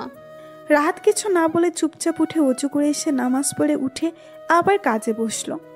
আর এদিকে ঋতু নিচে এসে আম্মুকে রান্নার কাজে সাহায্য করছে। বাড়িতে কাজের লোক থাকতেও রাহাতের আম্মুকেই রান্না করা লাগে, কারণ রাহাত সরাসরি ওনাকে বলে দিয়েছে কোনো কাজের লোকের রান্না আমরা খেতে পারবো না, তুমি রান্না করলে খাবো আর না করলে খাবো না, কারণ ওনার রান্নাটা অনেক ভালো। রাতের বেলা সবাই ডাইনিং টেবিলে ডিনার করতে বসেছে, কিন্তু রাহাতে এখনও আসেনি বলে ঋতু গেল রাহাতকে ডাকতে। ঋতু রুমে এসে দেখে রাহাত কাজ করতে করতে টেবিলের উপরেই মাথা দিয়ে ঘুমিয়ে গিয়েছে। তা দেখে ঋতু রাহাতের দিকে এগিয়ে গিয়ে রাহাতকে ঘুম থেকে ডেকে তুলল। যাও, ফ্রেশ হয়ে এসে নিচে খেতে চলো। রাহাত কিচ্ছু বলছে না, শুধু চুপচাপ দাঁড়িয়ে আছে। রাহাত, আমি কিন্তু তোমাকে কিছু বলেছি। আমার খিদে নেই, আমি কিছু খাবো না। তোমাকে কিভাবে নিয়ে যেতে হয় সেটা আমার খুব ভালোভাবে জানা আছে। বলে রাহাতকে জড়িয়ে ধরে ঠোঁটে কিস করে দিল। ঋতুর এমন কাণ্ড দেখে রাহাত অবাক, আর ঋতুর উপর ওর যত অভিমান ছিল ওইটাও দূর হয়ে গেছে। এইটা কি হলো? নিনজা টেকনিক, এখন তো চলো। লজ্জা পেয়ে মাথা নিচু করে বলল, বাহ, মিষ্টিটা তো খুব টেস্টি ছিল, আর একটা দাও না। মায়ের দেব কিন্তু। তারপর দুজনে নিচে চলে গেল। নিচে গিয়ে রাহাত আর ঋতু চেয়ারে যেয়ে বসলো। রাহাত ঋতু সামনাসামনি চেয়ারটাই গিয়ে বসলো। তারপর সবাই ডিনার করতে শুরু করলো। রাহাত খাবার খাচ্ছে আর পা দিয়ে বারবার ঋতুর পায়ে খোঁচা দিচ্ছে, আর এদিকে ঋতু রাহাতের দিকে বারবার অগ্নির দৃষ্টিতে তাকাচ্ছে। রাহাত ঋতুকে চোখ টিপ মেরে আবার তার পা দিয়ে ঋতুর পায়ে খোঁচা দিতেই ঋতু জোরে রাহাতের পায়ের উপরে দিল একটা পাড়া। ব্যথায় রাহাত জোরে জোরে চিল্লিয়ে উঠল। কি রে, কি হয়েছে? এভাবে চিল্লাচ্ছিস কেন? এদিকে ঋতু আর রাহাতের বোন ওদের মা ছেলের কাণ্ড দেখে মুস্কি মুস্কি হাসছে। তারপর খাওয়া দাওয়া শেষে রাহাত আর ওর বোন যা যা রুমে চলে গেল, আর এদিকে ঋতু আর রাহাতের আম্মু মিলে সবকিছু গুছিয়ে রুমে চলে আসলো। ঋতু রুমে ঢুকতে গেলেই দেখে রাহাত দরজার সামনে দাঁড়িয়ে আছে। তা দেখে ঋতু বলল, এভাবে দরজার সামনে দাঁড়িয়ে আছো কেন? তুমি আমার পায়ে তোমার পা দিয়ে বারবার খোঁচা দিচ্ছিলে কেন? তুমি আমার পায়ে তোমার পা দিয়ে বারবার খোঁচা দিচ্ছিলে কেন? পাড়া দিয়েছি, বেশ করেছি, এখন দরজার সামনে থেকে সরো তো। বলে ঋতুর হাত ধরে টান দিয়ে ঋতুকে রুমের ভেতরে এনে দরজা আর লাইট অফ করে কোলে তুলে নিয়ে বিছানার দিকে যেতে লাগলো। আর ঋতু রাহাতের বুকের উপরে বরাবর কিল ঘুষি দিয়ে বলছে, রাহাত, এটা কিন্তু ঠিক হচ্ছে না, ছাড়ো আমাকে। রাহাত ঋতুর কোনো কথা কানে না নিয়ে ওকে নিয়ে গিয়ে বিছানায় শুয়ে দিয়ে ল্যাম্পটা চালিয়ে দিল। আর এদিকে ঋতু রাহাতের বুকের উপরে কিল ঘুষি দিচ্ছে আর বুকে যাচ্ছে। তাই রাহাত নিজের ঠোঁট দিয়ে ঋতুর ঠোঁটটা আঁকড়ে ধরল। বাকিটা ইতিহাস। সকালে ঋতু ঘুম থেকে উঠে গোসল করে এখন নিজের ভেজা চুল দিয়ে রাহাতের মুখের উপরে পানি ছিটা দিয়ে রাহাতকে ঘুম থেকে তুলল। সারা রাত ঘুমাতে দিলে না, আবার এখনো দিচ্ছ না। কি? আমি তোমাকে ঘুমাতে দেইনি, তুমি আমাকে ঘুমাতে দাওনি। ওই একই তো হলো, তোমার জন্যই তো ঘুমাতে পারিনি। এখন আবার দুষ্টুমি শুরু করেছো? আমি আমার বউয়ের সাথে দুষ্টুমি করতেছি, তাতে তোমার কি? তোমাকে তো আমি।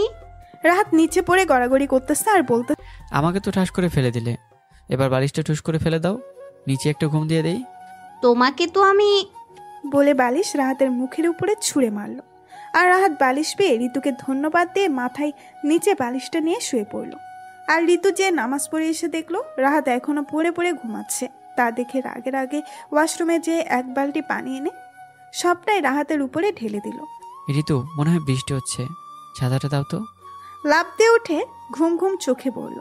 এখন তো শুধু বৃষ্টি হচ্ছে, এরপর তো ঝাঁটার বাড়ি পড়বে। ও, তার মানে আবারও তুমি আমার মাথায় পানি ঢালছো? এখন যান, গোসল করে এসে নামাজ পড়ে নিন। যাচ্ছি যাচ্ছি। আর ঋতু ঘরটা গুছিয়ে নিয়ে নিচে চলে গেল। রাহাতের গোসল শেষে নামাজ পড়ে আবার বিছানায় গিয়ে শুয়ে পড়ল। আর ঋতু রান্নাঘরে গিয়ে আম্মুকে বলল, আমি তোমার হেল্প করি। তুই আবার রান্নাঘরে আসছিস? তো কি আমি শুধু ঘরে বসে বসে খেয়ে খেয়ে মোটা হব? থাক, আর মুখ ফোলাতে হবে না, এখন থেকে আসবি রান্নাঘরে, কিন্তু আগুনের থেকে দূরে থাকবি। আচ্ছা। খুশি হয়ে ওনাকে জড়িয়ে ধরে বলল, হয়েছে, ছাড়, এখন আমাকে রান্না করতে দে। আর তোমার কি কি লাগবে বলো, আমি এগিয়ে দিচ্ছি। ওনাকে ছেড়ে দিয়ে বলল, রান্না শেষে। ঋতু, তুই গিয়ে রাহাত আর ইমাকে ডেকে নিয়ে আয়, আমি টেবিলে খাবার দিচ্ছি। আচ্ছা। বলে রান্নাঘর থেকে বেরিয়ে প্রথমে ইমার রুমে গেল। ননদিনী, আসবো? ওনার রুমের সামনে গিয়ে বলল, আরে ভাবি, তুমি আসবে আবার জিজ্ঞেস করা লাগে নাকি? এসো তাড়াতাড়ি। তুমি নাস্তা করতে আসো, আম্মু টেবিলে খাবার দিচ্ছে, আর আমি গিয়ে রাহাতকে ডেকে নিয়ে আসি। আচ্ছা যাও, আমি আসছি। হ্যাঁ। বলে চলে আসলো রাহাতের রুমে। ঋতু রুমে এসে দেখে রাহাত আবারও ঘুমিয়ে গিয়েছে। দেখো এমনভাবে শুয়ে আছে যেন উনি নবাব সিরাজউদ্দৌলা। দাঁড়াও, তোমার ঘুম আজ আমি ছোটাচ্ছি। বলে রাহাতকে ধাক্কা মেরে বিছানা থেকে নিচে ফেলে দিল। ওরে বাবা রে, আমার মাজাটা গেল রে। সকাল সকাল আমাকে বিছানা থেকে ফেলে দিলি। দাঁড়া, আজ তোর একদিন কি আমার একদিন। বলে উল্টা ঘুরে ঋতুকে দেখতে পেয়ে চুপ হয়ে গেল। কি যেন বলছিলে? চুপ হয়ে গেলে কেন? আমি আবার কি বলবো? আমি তো কিছুই বলিনি। তোমার নামে তো পুরুষ নির্যাতনের মামলা করা দরকার। উঠতে বসতে শুধু আমার উপর নির্যাতন করো। একদিন আমারও সময় আসবে, সেদিন আমি তোকে দেখে নেব। এখন ওঠো, সব সময় খালি ঘুম। আমার ঘুমের উপর তোমার এত রাগ কেন? তোমার এত ঘুম কই থেকে আসে? আজ অফিস বন্ধ, তাও একটু দেরি করে ঘুম থেকে উঠলে তোমার সমস্যা? সমস্যা। এখন যাও, ফ্রেশ হয়ে নিচে আসো নাস্তা করতে। হ্যাঁ যাও, আসছি। বলে ওয়াশরুমে চলে গেল। আর ঋতু এসে আম্মুর পাশে চেয়ারটাই বসলো। ঘুম থেকে উঠিয়ে ফ্রেশ হতে পাঠিয়ে দিয়ে আসলাম, এখন চলে আসবে। রাহাত ফ্রেশ হয়ে নিচে এসে ঋতুর পাশের চেয়ারটাই গিয়ে বসলো। কিরে, তুই এত ঘুম কই থেকে পাস? রাহাতকে উদ্দেশ্য করে বলল। আমার ঘুমের উপরেই কেন তোমাদের সবার এত নজর? হ্যাঁ থাক, এখন আর তোর সাথে আজাইরা পেঁচাল পেরে কোনো লাভ নেই। আমি আজারে প্যাচাল পারি? ইমা, আমি আজালে প্যাচাল পারি? তুই বলতো। হ্যাঁ পারছি তো। বলে মুখে হাত দিয়ে মুখটা চেপে ধরলো। যা, এটা কি বলে ফেললাম? ইমা তুইও যাও, তোমাদের কারোর সাথে আমার কোনো কথা নেই। বলে না খেয়ে রাগে রাগে নিজের রুমে চলে গেল। দিলি তো ছেলেটাকে শুধু শুধু রাগিয়ে। তুমি তো শুরু করলে। আমি শুরু করছি বলে তোকেও করতে হবে নাকি? তুমি করলে কিচ্ছু না, আর আমি করলেই দোষ। আরে তোমরা আবার ঝগড়া শুরু করতেছো কেন? আমি ওর খাবারটা উপরে নিয়ে যাচ্ছি, দেখি না না খেয়ে কোথায় যাই। আর তুই? তোমরা যতক্ষণ দুজনে ঝগড়া করতেছিলে ততক্ষণে আমার খাওয়া শেষ। তোমরা খেয়ে নাও, আমি ওর খাবারটা উপরে নিয়ে গেলাম। আচ্ছা যা। রুমে ঢুকে পড়ল। রাহাত খেয়ে নাও। না, আমার খিদে নেই, আমি কিছু খাবো না। অন্যদিকে মুখটা ঘুরিয়ে বলল। কি বললে আবার বলো তো? আমি খাবো না, তুমি যাও এখান থেকে। তুমি সত্যিই খাবে না? না খাবো না, কিছুতেই খাবো না। তোমরা সবাই কি আমাকে খেলার পুতুল পেয়েছো নাকি, যে যখন ইচ্ছে তাই করবে? আমি কিছু শুনতে চাই না, খেতে তো তোমাকে হবেই। আর তোমাকে কিভাবে খাওয়াতে হবে সেটাও আমার ভালোভাবে জানা আছে। বলে রাহাতের সামনে যে ওর মুখটা চেপে ধরে মুখের মধ্যে খাবার ঢুকিয়ে দিল। হ্যাঁ, সবসময় শুধু আমাকে ডেভিলগিরি দেখানো। নাও এবার খেয়ে নাও। বলে রাহাতের হাতে প্লেটটা ধরিয়ে দিল। তুমি খাই দিলে খাবো, না হলে খাবো না। কেন তোমার হাত নেই? নিজে খেতে পারো না? বইয়েরাতে খাওয়ার মজাই আলাদা। যত সব আজে বাজে কথা। দাও প্লেটটা আমার কাছে। বলে রাহাতের হাত থেকে প্লেটটা নিয়ে ওকে খাওয়াতে লাগলো। দেখছো, বলেছিলাম না বইয়েরাতে খাওয়ার মজাই আলাদা। কি ভালো লাগছে। কথা বন্ধ করে চুপচাপ খাও।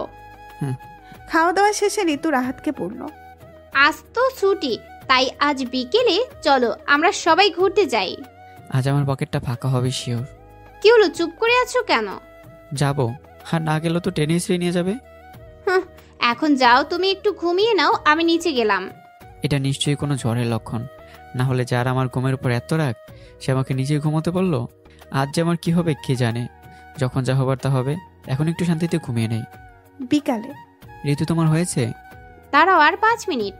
সেই 30 মিনিট ধরে বলতেছো আর 5 মিনিট। আয়নার সামনে বসে এত কি করছো? হ্যাঁ হয়ে গিয়েছে, আমি আসছি, তুমি নিচে গিয়ে গাড়ি বের করো। ইমা আম্মু যাবে না? না, ওনাদের অনেক বলেছি কিন্তু কেউ যেতে রাজি হলো না। ও, আমি নিচে গিয়ে গাড়ি বের করছি, তুমি তাড়াতাড়ি আসো। বলে নিচে চলে গেল। আর এদিকে ঋতু রেডি হয়ে আম্মুর কাছ থেকে বিদায় নিয়ে রাহাতের কাছে চলে আসলো। গাড়িতে না উঠে কি এখানে এভাবে দাঁড়িয়ে থাকবে? উঠছি। বলে উঠে পড়লো গাড়িতে। তা এখন কোথায় যাব? শহরের বাইরে কোনো একটা ফাঁকা জায়গায় নিয়ে চলো। আচ্ছা নামো, এসে গেছি। আহ, জায়গাটা কি সুন্দর। শহরের চারিদিকে মানুষের ভিড় থাকতে থাকতে দম বন্ধ হয়ে আসে। এই জায়গাটা আসলেই মন ভালো করার মতো একটা জায়গা। প্রাণ খুলে নিঃশ্বাস নেওয়া যায় এখানে। এখানে না আছে কোনো শব্দ আর না আছে মানুষের ভিড়।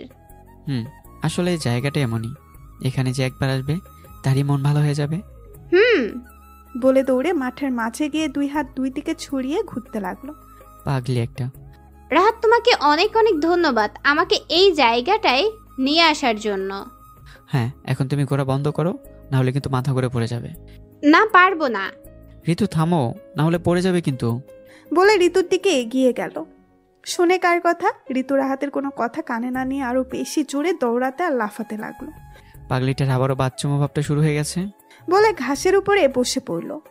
আর ঋতু দৌড়াতে দৌড়াতে হাঁপিয়ে গিয়ে রাহাতের পাশে যেয়ে ধপাস করে বসে পড়ল। দৌড়াতে দৌড়াতে ঘেমে একেবারে ভিজে গেছে দেখছি। বলে পকেট থেকে রুমালটা বের করে ঋতুর মুখটা মুছে দিল। তারপর ওখানে বসে কিছুক্ষণ গল্প করার পর ঋতু বলল, চলো উঠি, আমার কিছু শপিং করার আছে। এতক্ষণ তো ভালোই ছিল, এখন আবার শপিং কেন? মনে মনে বলল। কি হলো, কি ভাবছো? না কিছু না, চলো এখন। তারপর দুজনে যেয়ে গাড়িতে বসলো। আচ্ছা শপিং করার কি দরকার, চলো আমরা অন্য কোথাও গিয়ে ঘুরে আসি। গাড়ি ড্রাইভ করতে করতে বলল। শপিং মলে পৌঁছে গাড়িটা পার্ক করে দুজনে ভেতরে চলে গেল। ঋতু শপিং করছে আর সব ব্যাগগুলো রাহাতের হাতে ধরিয়ে দিচ্ছে। আরে আর কত কিছু কিনবে, দেখো আমার 2 হাতে আর কোনো জায়গায় নেই। এখন কি ব্যাগগুলো আমার মাথায় নিতে হবে নাকি? আইডিয়াটা খারাপ না। কি? না আমি পারবো না, শেষমেশ তুমি আমার মান সম্মান ডোবাবে। চলো আজকের মতো এতটুকুই। আজকের মতো এতটুকুই মানে? পরে আবার করবে নাকি? করতেও পারি। হ্যাঁ না, তুমি আর যা কিনেছো সেগুলোতে 1 বছর আরামসে চলে যাবে। হ্যাঁ না বলে এখন চলো। বলে রাহাত সামনের দিকে আগাতে লাগলো। আরে তুমি আগেই চলে যাচ্ছ কেন? কেন, আবার কি হয়েছে? বিল পেমেন্ট কে করবে শুনি? কেন তুমি? সামনে জানতো একটা হাজবেন্ড থাকতে আমি কেন বিল দিতে যাব? দেখছো না আমার 2 হাত ভর্তি ব্যাগ, আমি বিল দিব কেমন করে? করার আমিই করছি। গেল আমার টাকাগুলো, এখন দাঁড়িয়ে না থেকে চলো। চলো। তা এখন কোথায় যাব? ভালো কোনো একটা রেস্টুরেন্টে চলো। আচ্ছা। বলে গাড়ি চালাতে লাগলো। তারপর দুজনে একটা রেস্টুরেন্টে যেয়ে খাওয়া দাওয়া করে বাসায় ফেরার উদ্দেশ্যে রওনা হলো। রাহাত গাড়ি থামাও। কি হয়েছে? আইসক্রিম খাবো। এখন আইসক্রিম পাবো কোথায়? ওই যে দেখো সামনে। আইসক্রিমওয়ালাকে দেখিয়ে বলল। তুমি না একটু আগে খেয়ে আসলে, এখন আবার আইসক্রিম খাওয়া লাগে তোমার? দাও না এনে। হ্যাঁ যাচ্ছি। বলে গাড়ি থেকে বেরিয়ে সামনের দিকে আগাতেই হঠাৎ সামনে থেকে একটা গাড়ি এসে দিল ধাক্কা। এদিকে ঋতু কিছু একটা আওয়াজ শুনে ভয়ে চোখ বন্ধ করে জোরে চিৎকার করে উঠল। আ! কি হয়েছে, এভাবে চিৎকার করে উঠলে কেন?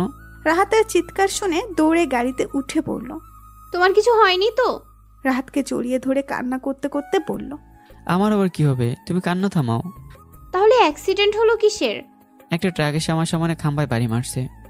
আল্লাহর কাছে শত শত শুকরিয়া যে তোমার কিছু হয়নি। এখন তুমি চুপ করে এখানে বসে থাকো, আমি তোমার জন্য আইসক্রিম নিয়ে আসছি। না এখন কোথাও যাওয়া লাগবে না, চলো বাসায় যাই। আরে পাগলি ভয় পাচ্ছ কেন? আর কিছুই হবে না, আমি যাবো আর আসবো। না থাক, কোথাও যাওয়া লাগবে না, আমার অনেক টায়ার্ড লাগছে, তুমি বাসায় চলো তো। আচ্ছা। বলে গাড়ি স্টার্ট দিল। বাসায় এসে, আম্মু কোথায় তুমি? আম্মু তো একটু আগে গ্রামের বাড়িতে গেছে। কি যেন হয়েছে? গ্রামের বাড়ি গেছে মানে? আমাদের তো কিছু বলে নাই। আর্জেন্ট একটু আগে ফোন আসছে, তাই তোমাদের কিছু না বলে যেতে পারে নাই। ও। রাহাত আর ঋতু আর বোন ইমার সাথে কথা বলে উপরে চলে গেল। রাহাত তো উপরে যেয়ে ফ্রেশ হয়ে বিছানায় গা এলিয়ে দিল। আর ঋতু ফ্রেশ হয়ে এসে নামাজ পড়ে বিছানার কাছে গিয়ে রাহাতের কান ধরে ওকে তুলল। আরে কি হয়েছে, এভাবে কান ধরে টানছো কেন? যাও উঠে সোজা গিয়ে অজু করে এসে নামাজ পড়ে নাও। যাচ্ছি। বলে উঠে অজু করে এসে নামাজ পড়ে নিল। একটা হবে নাকি? ঋতুর সামনে গিয়ে বলল। কি? মিষ্টি। আমি এখন মিষ্টি কোথায় পাবো? তোমাকে দিতে হবে না, আমার লাগবে আমি নিজেই নিয়ে নিচ্ছি। বলে মিমের সামনে এগিয়ে গিয়ে ওর ঠোঁটের সাথে নিজের ঠোঁট মিশিয়ে দিল। পরের দিন সকালে। হ্যালো, কেমন আছিস মা? ভালো, তুমি কেমন আছো? ভালো। তুই আমাদেরকে ভুলে গেছিস? কি বলো এসব? তোমরা আমার বাবা মা, তোমাদের কিভাবে ভুলি বলো? আচ্ছা ভালো কথা, তোর মামি আসছে তোদের বাসায়। কেন? আসলেই জানতে পারবি। দরজা খুলে ঋতু পুরো টাসকি খায়, কারণ তার মামি আসছে। আসলে ঋতু তার মামির উপরে রাগ করে আছে তাদের বিয়েতে আসে নাই বলে। কেমন আছিস? ভিতর আসতে বলবি না? আসো। জামাই কি বাসায় আছে? রুমেই আছে, একটু বসো, আমি ডেকে দিচ্ছি। আর কোনো কথা না বলে সোজা রুমে চলে এলো। রাহাত তখন ঘুমিয়ে আছে। এই ওঠো, বাসায় লোক এসেছে, যাও গিয়ে দেখা করো। ঘুমোতে দাও না একটু, বুঝি না তোমরা সবাই আমার পিছনে এভাবে আঁচল বেঁধে লেগেছো কেন? ওঠো এখন, মামি বাসায়। মামি কোন মামি? আমার কতগুলি মামি আছে, তোমায় ডাকছে, যাও গিয়ে দেখা করে আসো। আন্টি এসেছে? হুম। কোথায় উনি? আর তুমি এখানে কি করো? ওনার সঙ্গে না বসে এখানে কি? ইচ্ছে করছে না তাই তোমার সাথে দেখা করতে এসেছে, দেখা করে চলে যাক, আমি থেকে কি করব? তোমার মামি উনি, সবচেয়ে বড় কথা ওনারাই তোমার গার্জিয়ান। প্রয়োজন নেই কারো, এতদিন পর হঠাৎ এসে পড়লেই গার্জিয়ান হয়ে যায় না কেউ। কই বিয়েতে তো আসে নাই, ঠিক আছে বিয়ের পর একটিবারও আমার খবর নিতে এসেছিল? এসেছিল, তুমি নিজেই দেখা করোনি। সে যাই হোক, আমার এখন তাদের নিয়ে কোনো মাথা ব্যথা নেই। আসছেন, দেখা করে চলে যেতে বলো। কিন্তু কোনো কিন্তু না। আর বিছানায় পড়ে না থেকে ফ্রেশ হয়ে সাথে সাথে নিচে চলে এলো। ঋতুর মামি তখন নিচে ইমার সাথে নানান ধরনের ভালো মন্দ আলাপ আলোচনা করছিল। রাহাত নিচে এসে সবার আগে তাকে সালাম করলো। সবকিছু কেমন চলছে বাবা? জি আন্টি, আপনাদের দোয়ায় আল্লাহর রহমতে ভালোই যাচ্ছে। ঋতু কোথায় গেল? আসলে ও বলতে হবে না, আমি সবই বুঝি। মেয়েটা এখনো আমার উপর রাগ চেপে বসে আছে। নতুন করে আর কি বলবো, আপনারা ওকে তো সে ছোট থেকে জানেন, চেনেন। মেয়েটার মাঝে এখনো বাচ্চা মেয়েগুলো অবশিষ্ট রয়ে গেছে। জানি বাবা, খুব ভালোভাবেই জানি। আঙ্কেল কেমন আছেন? উনি এলেন না যে? উনি কিছু দরকারে আটকে পড়েছে, ফ্রি হলে অন্য সময় চলে আসবে। হুম। পাঁকলি মেয়েটাকে দেখছি অনেক গুছিয়ে রেখেছো, পুরো গৃহবধূ হয়ে গেছে। এতদিন ধরে যত চিন্তা ছিল এখন সেটা হালকা হলেও কিছুটা কমছে। এখনো পুরোপুরি সম্ভব হয়নি। রাগ এখনো সারাক্ষণ তার নাকের ডগে উঠবোস করে, অল্পতেই সামলানো কঠিন হয়ে পড়ে। মেয়েটা ছোট থেকেই এমন, সময়ের সঙ্গে ঠিকই ঠিক হয়ে যাবে। তাছাড়া সারা জীবন তো এরকম হয়ে থাকবে না। আজ বাদে কাল যখন বাচ্চার মা হয়ে যাবে তখন ঠিকই সব বুঝে যাবে। হুম। তো বাবা, তোমার মা কোথায়? জি, কালকে একটা জরুরি কাজের জন্য গ্রামের বাড়িতে গেছে। তোমরা একটু বসো, আমি ঋতুর সাথে কথা বলে আসি। আপনার যাওয়ার প্রয়োজন নেই, বসুন আপনি। ওকে ইমা গিয়ে ডেকে আনছে। জি আন্টি, আপনি একটু অপেক্ষা করুন, আমি ভাবিকে ডেকে দিচ্ছি। আচ্ছা। দুজনকে বসিয়ে রেখে ইমা গেল ভাবিকে ডাকতে। এদিকে ঋতু এসে শুরু থেকেই আড়াল হতে এতক্ষণ ধরে সবার কথাগুলোই শুনছিল। তোমাদের একটা কথা জানানো ছিল বাবা। জি অবশ্যই। দেখো, বিয়ের পর মেয়েটা আমাদের উপর রাগ করে আছে আর আমাদের বাসায় যায়নি, সাথে তোমাকেও নিয়ে যেতে পারিনি। পরশুদিন থেকে বাসায় একটা ছোট অনুষ্ঠান আয়োজন হতে যাচ্ছে। আমরা চাইছি তোমরা সবাই সেখানে উপস্থিত থাকো। অনুষ্ঠানটা কিসের? তিশাকে তো চেনোই, আমার ছোট মেয়ে। হুম। সবাই মিলে একটা ছেলে পছন্দ করেছে। ছেলেটা মোটামুটি ভালো পরিবারের, পরশুদিন থেকে বিয়ে শুরু। সবাইকে জানানো শেষ, এখন যদি তোমরাও আসতে তাহলে। আমি আপাকে বলেছিলাম, ওনারা বলছে যেতে পারবে না, বয়স হয়েছে অনেক, তাই ওনারা বলছে ঋতুর সাথে কথা বলার জন্য। না, আমরা কেউ কোথাও যাব না। কি হচ্ছে এগুলো? কেন রে মা, নিজের বোনের বিয়েতে তুই বোন হয়ে থাকবি না? না, থাকবো না। আর আমার কোনো বোন নেই, কেউ নেই আমার। আমি জানি তুই আমাদের উপরে এখনো অনেক রেগে আছিস, অনেক অভিমান জমে আছে। কারো উপর কোনো রকমের রাগ অভিমান নেই। তাহলে কাঁদছিস কেন? কে কাঁদছে? কই, আমি তো কাঁদছি না। ছাড়ো, আমায় ছোবে না। কেন এসেছো এখানে? জানিস না কেন এসেছি? না, জানি না। কিন্তু আমি জানি। আমি এখানে এসেছি আমার এক ছোট্ট মায়ের কাছে, যে আমার উপরে অনেক রাগ চেপে অভিমান করে বসে রয়েছে। তো সেখানে যাও, এখানে কি? মেয়েটাই যে এখানে, করবো কি কিছুই ভেবে পাচ্ছি না। এতদিন ধরে পাগলিটাকে বোঝাতে চাইছি, কিন্তু বোকা মেয়েটা কিছুতেই বুঝতে চাইছে না, অথচ মিথ্যা অভিমানের পাহাড় তৈরি করে বসে রয়েছে। খারাপ, তোমরা সবাই অনেক খারাপ। লাগবে না কাউকে। এতদিনে একবারও আমার খবর নিয়েছো? কি ভেবেছিস আমরা তোর খবর রাখি না? পাগলি, সেই ছোট থেকে তোকে কে নিজের মেয়ের মতো মানুষ করে গেছে। হ্যাঁ হ্যাঁ, এটা আলাদা কথা যে তোদের সারাক্ষণ একটু শাসনে রাখতাম, তবে সেটা কিন্তু তোদের ভালোর জন্যই। আমরা কেউ কখনো তোদের খারাপ চাইনি। তাহলে এতদিনে একটিবার খবর নিয়েছিলে? কতবার এসে ফিরে গেছি মনে আছে? যতবার তোর সাথে দেখা করতে এসেছি ততবারই তুই সবাইকে এড়িয়ে গেছিস। যাব না আমি। বোনের বিয়ে জেনেও যাবি না? জানিস মেয়েটা তোর যাওয়ার আশায় পথে বসে আছে। তোরা না গেলে বিয়েটা সম্পূর্ণভাবে আপনই থেকে যাবে। আমরা না গেলেও বিয়েটা সম্ভব, কেউই যাব না আমরা। আমরা নয়, জাস্ট আমি। তুমি না গেলে সমস্যা নেই, আমরা যাচ্ছি। মানে? তুমি যাবে না এটা সম্পূর্ণ তোমার ব্যক্তিগত ব্যাপার, এতে আমি কিছুই বলবো না। তার সাথে আমাকে জড়াবে না, জামাই বলে কথা। আমি না গেলে বিয়ে জমবে কীভাবে? আন্টি আপনি চিন্তা করবেন না, কেউ সঙ্গে যাক আর না যাক, আমি যাচ্ছি। ভাই, তোমার সাথে আমিও একমত। কথাটা শুনে ইমার দিকে অনেকক্ষণ চোখগুলো ছোট্ট ছোট্ট করে তাকিয়ে রইল। দেখে মনে হচ্ছে এক্ষুনি চোখ দিয়ে আস্ত কাঁচা খেয়ে ফেলবে। রাহাত মামিকে নিয়ে সোফায় বসে রইল। ইমা গেল প্যাকিং করতে। ভাইয়া আমি রেডি, সব প্যাকিং করা শেষ। এত জলদি? তুই তো দেখছি আমার চেয়েও গতিশীল। যাক, ভালোই হলো। তো এবার রওনা দেওয়া যাক মিশন শ্বশুরবাড়ি। ঠিক বলেছিস, চলুন আন্টি। কি রে বাবা ঋতু? আরে ওর কথা রাখুন, ও তো বললে আপনার সাথে যাবে না। যেহেতু যেতে চাইছেন না, তাহলে অযথা জোর করে লাভ কি? এর চেয়ে ভালো রওনা দিয়ে দিই। অনেকদিন হলো জামাই আদর পাইনি, সাথে আমার শালিগুলোকেও দেখিনি। কিন্তু? কোনো কিন্তু না। তো তুমি তাহলে বাসায় থাকো, আমরা চললাম। হ্যাঁ যাও, আমার বলতে বলেছি। না, এমনি বলে গেলাম। জানানোটা একজন স্বামীর কর্তব্য মনে হলো। জানোই তো আমি ছেলেটা এদিক থেকে কতটা ভরসাশীল। ভাইয়া চলো তো। আর কোনো কথা না বলে সবাইকে নিয়ে রাহাত বাসা থেকে ঋতুর সামনে দিয়ে বাইরে বেরিয়ে এলো। আসার সময় কোনো ধরনের কথা বলেনি। ঋতুর মুখে কোনো কথা না বললেও ভেতরে ভেতরে পুরো রেগে আগুন হয়ে যাচ্ছে। ওরা এমন কিছু করবে এটা সে কখনো কল্পনাও করতে পারেনি। কুত্তা, বিড়াল, রামছাগল, যা না যা, আমার কি? আপনার গালির জুড়ি শেষ হলে এবার একটু কষ্ট করে আমার সঙ্গে আসবেন। তুমি? আমি চলেই যাচ্ছিলাম, তারপর ভাবলাম যাওয়ার আগে একটু পাখিটার মধুর মিষ্টি কণ্ঠে গান শুনে যাই। যাই বলো, তোমার গানগুলো কিন্তু জোস। ফিরে না আসলে জানতেই পারতাম না যে তুমি এত মধুর গান গাইতে পারো। যাওনি কেন এখনো? চলেই তো যাচ্ছিলাম। তোমার কি মনে হয় তোমার জন্য ফেরত আসবো? আমি একবারও তা বলেছি? যাচ্ছি, আগে সে প্রয়োজনীয় জিনিসটা নিয়ে নেই। ওটা কাছে না থাকলে রাতে ঘুমই হবে না।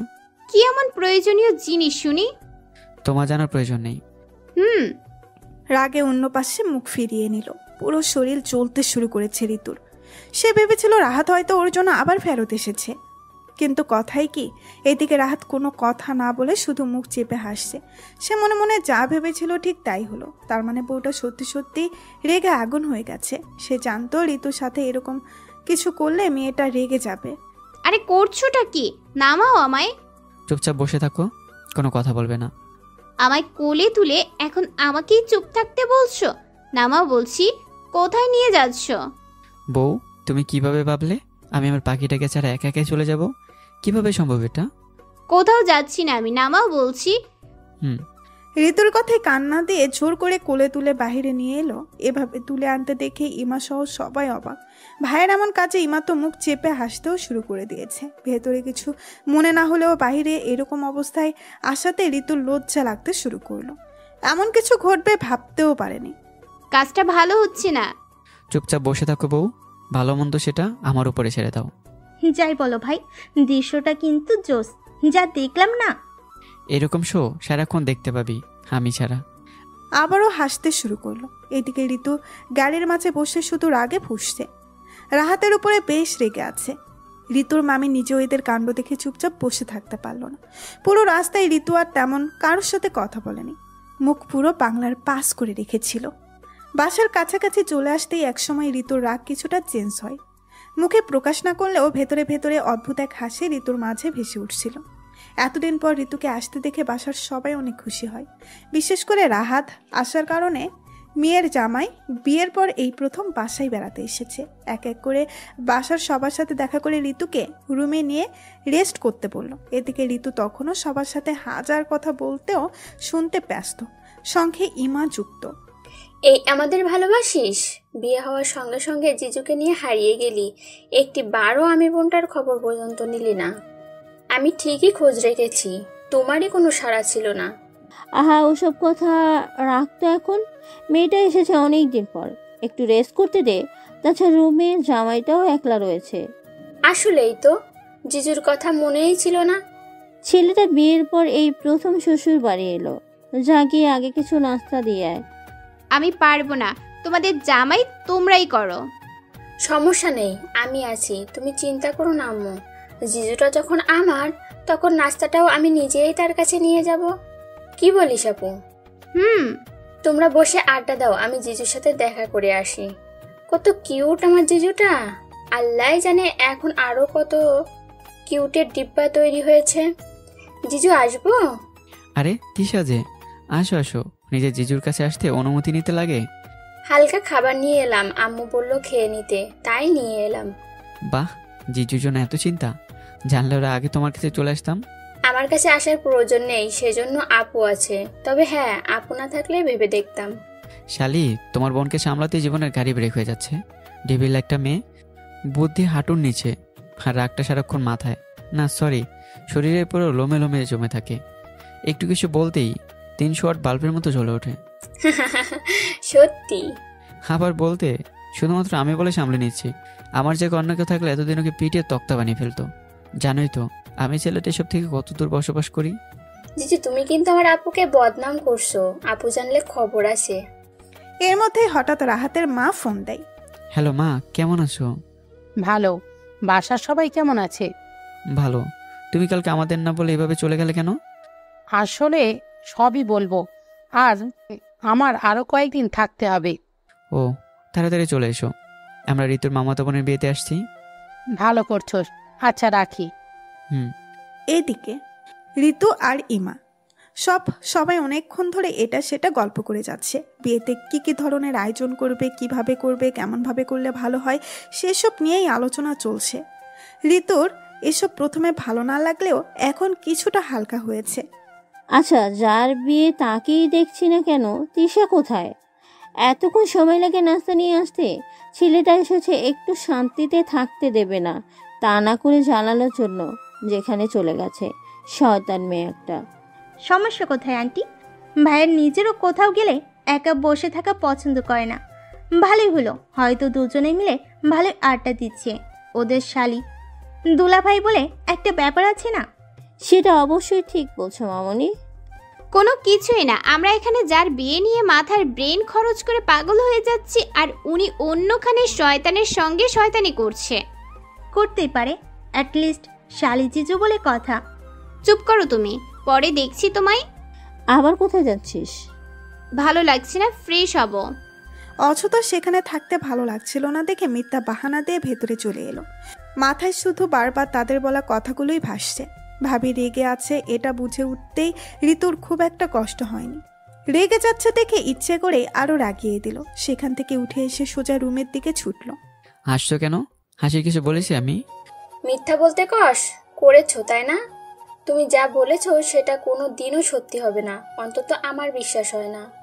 তুমি আর তোমার বোন একই রকম হয়েছো। এই জিজু, কোথায় হারিয়ে গেলে? না কিছু না। এত মনোযোগ দিয়ে কাকে চিন্তা করছো? ভাবছি এবার পালাতে হবে। শুধু সাথে যাওয়ার মতো কোনো সঙ্গী পাচ্ছি না। কে একজন হলেই হারিয়ে যাব। আপু জানলে কিন্তু খবর আছে। সেখানেই সমস্যাটা। আর কতদিন এক নৌকায় পাড়ি জমাবো? ভেবেছিলাম আমার একমাত্র আদরের শালিটাকে নিয়ে ভেগে যাব। কপাল সব মাটি হয়ে যাচ্ছে। এখনো কিছুই হয়নি, তুমি হ্যাঁ তো বলো, আমি সাথে সাথেই রাজি হয়ে যাব। শুধু বলো পালাবে কবে। বলো কি পালাবে আমার সাথে? অবশ্যই, এরকম কিউট একটা জিজু পেলে কে বা না করতে চাইবে। আমি এক পায়ে রাজি। শুধু বলো কবে, কখন, কিভাবে যেতে হবে। কোথাও যেতে হবে না, নিচে মামি ডাকছে, সেখানে যা। রাহাত কিছু বলার আগেই ঋতু রুমে এলো। এতক্ষণে দরজায় দাঁড়িয়ে দুজনের কথাগুলোই শুনছিল। প্রথমে ভেবেছিল ভেতরে চলে আসবে, পরে কিছু একটা ভেবে দরজার পাশেই থেমে যায়। পরে ভেতরে চলা কথাগুলো একের পর এক শুনতে থাকে। নিচের বোন রাহাতের কথাগুলো শুনে রীতিমতো ঋতুর মাথায় আগুন জ্বলতে শুরু করে দিয়েছে। ভেতরে এসে রাহাতের দিকে এমনভাবে তাকিয়ে রইল যেন এক্ষুনি চোখ দিয়েই গিলে ফেলবে। কি বলছি শুনতে পাসনি? মামি ডাকছে, নিচে যা। এই তো এলো। আর কিছুক্ষণ সময় আমরা শাড়ি দুলাভাই মিলে আড্ডা না দিলে হয়? কি হচ্ছে এগুলো? কিছুই না, সব তো নিজের সামনে দেখতে পেলে। শালির সাথে ভালোবাসার দুষ্টু মিষ্টি রোমান্টিক আলাপ করছিলাম, বাট মাঝখানে তুমি সেসব মাটি হয়ে গেল। ইস, খুব কষ্ট লাগছে তাই না? দুঃখে ভেতরটা ফেটে যাচ্ছে। চাইলে বলো, আমি এক্ষুনি আবার তিশাকে ডেকে দিচ্ছি। মন তো সেটাই চাইছে। মেয়েটার সাথে কতদিন পর দেখা। শালি আমার আগের চেয়ে অনেক কিউট হয়ে গেছে। তা আবার আস্তে একটা কিউটের ডিব্বা। এখানে দাঁড়িয়ে রয়েছো কেন? যাও গিয়ে এক্ষুনি ওকে নিয়ে চিপকে থাকো। এখন থাক, হয়তো নিচে সবাই চলে গেছে। অযথা এখন সবার থেকে ডেকে নিলে ভালো দেখাবে না। অবশ্য প্রবলেম নেই, থাকছি তো, অনেক দিনই তো থাকছি, কাল দেখা যাবে। চুপ করো। কি হলো? এটা ভদ্র ফ্যামিলি, এখানকার সবাই ভদ্রভাবে চলাফেরা করে। ঘুরতে এসেছো, চুপচাপ ভালো ছেলের মতো চলাফেরা করবে, ভুলেও কোনো ধরনের অসভ্যতামো করবে না। এটা কেমন কথা? আমায় দেখে তোমার কি মনে হয় এরকম করতে পারে আমি? আবার বলতে, যা ভেবেছিলাম তার চেয়ে অনেকটা বেশিই পারো। দুধে ধোয়া শিশু ভেবেছিলাম, জানতাম না আজ তো হারামি বের হয়ে যাবে। কি সব বলছো? ভুলেও তিশাকে আজে বাজে বোঝাবে না, মেয়েটা আগে থেকেই ইমোশনাল। তোমার উল্টাপাল্টা কথায় কি থেকে জি ভেবে বসে পড়ে, সব কিছু ভেস্তে চলে যাবে। আজ বাদে কাল বিয়ে, সো কোনো রকমের ঝামেলা চাই না। শালি, আমার ইমোশনাল কে বলেছে তোমায়? এই, তুমি কোনোদিন মানুষ হবে না। বাইরে সবাই সামনে কত ভদ্র সেজে বেড়াও, কিন্তু ভেতরে এমন কেন? ছি, কি ধরনের বাজে ভাষা। আজব, তুমি আমার বউ, সো তোমার বোন তো আমার শালি হবে না। আর শালিকে শালি বলবো না তো কি বলবো? এই, তুমি এত কথা বলো কেন? সারাক্ষণ বকর বকর করেই যাচ্ছ, একটু শান্ত থাকতে পারো না? উল্টো বাড়িওয়ালারই দোষ। আজব, নিজেই চিৎকার চেঁচামেচি করে, এখন আমাকে দোষারোপ করে। তোর এখানে আসাটাই অন্যায় হয়ে গেছে। কি হলো, পথ আটকালে কেন? কই যাও? বাইরে। তুমি চলে যাচ্ছ, সো একা একা রুমে বসে কি করব? এর চেয়ে বাইরের পরিবেশটা একটু দেখে আসি। লজ্জা করে না? বাসায় একমাত্র জামাই তুমি, বিয়ের পর প্রথম এলে। কোথায় চুপচাপ ভালো লোকের মতো রুমে বসে থাকবে, তা না করে বেহায়া ছেলেদের মতো বিহেভ করছো। কতটা বেহায়া মেয়ে হবে আমরা ছেলেরাও? কোনো দিন তোমরা মেয়েদের মতো এতটা বেহায়াপনা করি না, এটা এখনো ইতিহাস সাক্ষী। পিতলামও ভালোই জানা আছে, চুপচাপ এখানে থাকো। সরি, সম্ভব না, একা একা থাকতে ভালো লাগছে না। ভালো লাগবে কি করে? সারাক্ষণ তো মেয়েদের চিন্তাতেই মেতে থাকো। করার কিছুই নেই, পুরো দেশে ওয়ান পিসি আমি। দেখতে দেখতে 2 দিন কেটে গেল। আজকের সকালটা প্রতিদিনের চেয়ে কিছুটা ভিন্ন। পুরো বাড়ি ভর্তি মেহমান, সবাই যে যার মতো অনেক দূর দূরান্ত থেকে এখানে এসেছে। অবশ্য বিয়ে বলে কথা, কাছের সবাই এরকম একটা সময় পাশাপাশি না থাকলে চলে কিভাবে? আজ থেকে বিয়ের সকল কাজ শুরু। গায়ে হলুদ দেওয়া হবে কিছুক্ষণ পর। ঋতু সে তখন থেকে রাহাতকে খুঁজে যাচ্ছে, পুরো বাসা পাগলের মতো খুঁজে শেষে স্টেজের কাছে পেল। বেচারা বাইরে থেকে আসা মেহমান, বিশেষ করে স্পেশাল লোকজনদের সাথে বসে আড্ডা দিচ্ছিল। এরকম কিউট একটা ছেলে পেয়ে সব মেয়েগুলো বেশ গোল হয়ে রাহাতকে ঘিরে বসে রয়েছে। ঋতুর ব্যাপারটা ভুলেও ভালো ঠেকলো না। এত করে না করার পরেও এত কিছু। শেষে সহ্য করতে না পেরে সাথে সাথে সেখানে চলে এলো। কাউকে কোনো কিছু বলতে না দিয়ে রাহাতকে টেনে সোজা রুমে নিয়ে এলো। কি হচ্ছিল এখানে? এটা আমার জিজ্ঞাসা করা উচিত, ওদের থেকে এভাবে টেনে নিলে কেন? এত করে বলার পরেও শুধরাবে না, তাই না? কত করে বলেছি এখানে শয়তানি ফাজলামি থেকে দূরে থাকতে, তারপরেও কেন? এমন করে বলতে পারবে? আমি তো জাস্ট সবার সাথে আড্ডা দিচ্ছিলাম, বিয়ে বলে কথা, একটু একটু বিনোদন না নিলে কি চলে? তোমার বিনোদনের কাথায় আগুন, আমার এসব একদম পছন্দ না। আজকে হতে এখন থেকে ভুলেও কোনো মেয়ের পাশে ভিড়বে না, সে যাই হোক না কেন। আমি যেন ভুলেও কারো পাশে কারো সঙ্গে ঘেঁষতে না দেখি। তোমার কথা কেন শুনবো আমি? এক ছটকায় ঋতুকে নিজের বাহুতে আবদ্ধ করে ফেললো। আচমকা টান সহ্য করতে না পেরে ঋতু গিয়ে সোজা রাহাতের বুকে পড়ল। নিজেকে রাহাতের থেকে ছাড়াতে চাইলেও ব্যর্থ হয়ে গেল। অনেকটা শক্তভাবেই জড়িয়ে গেছে। দুজনের মুখে কোনো কথা নেই, অদ্ভুত এক মায়ায় চেয়ে রয়েছে দুজন দুজনার দিকে। কি ভালোবাসো না?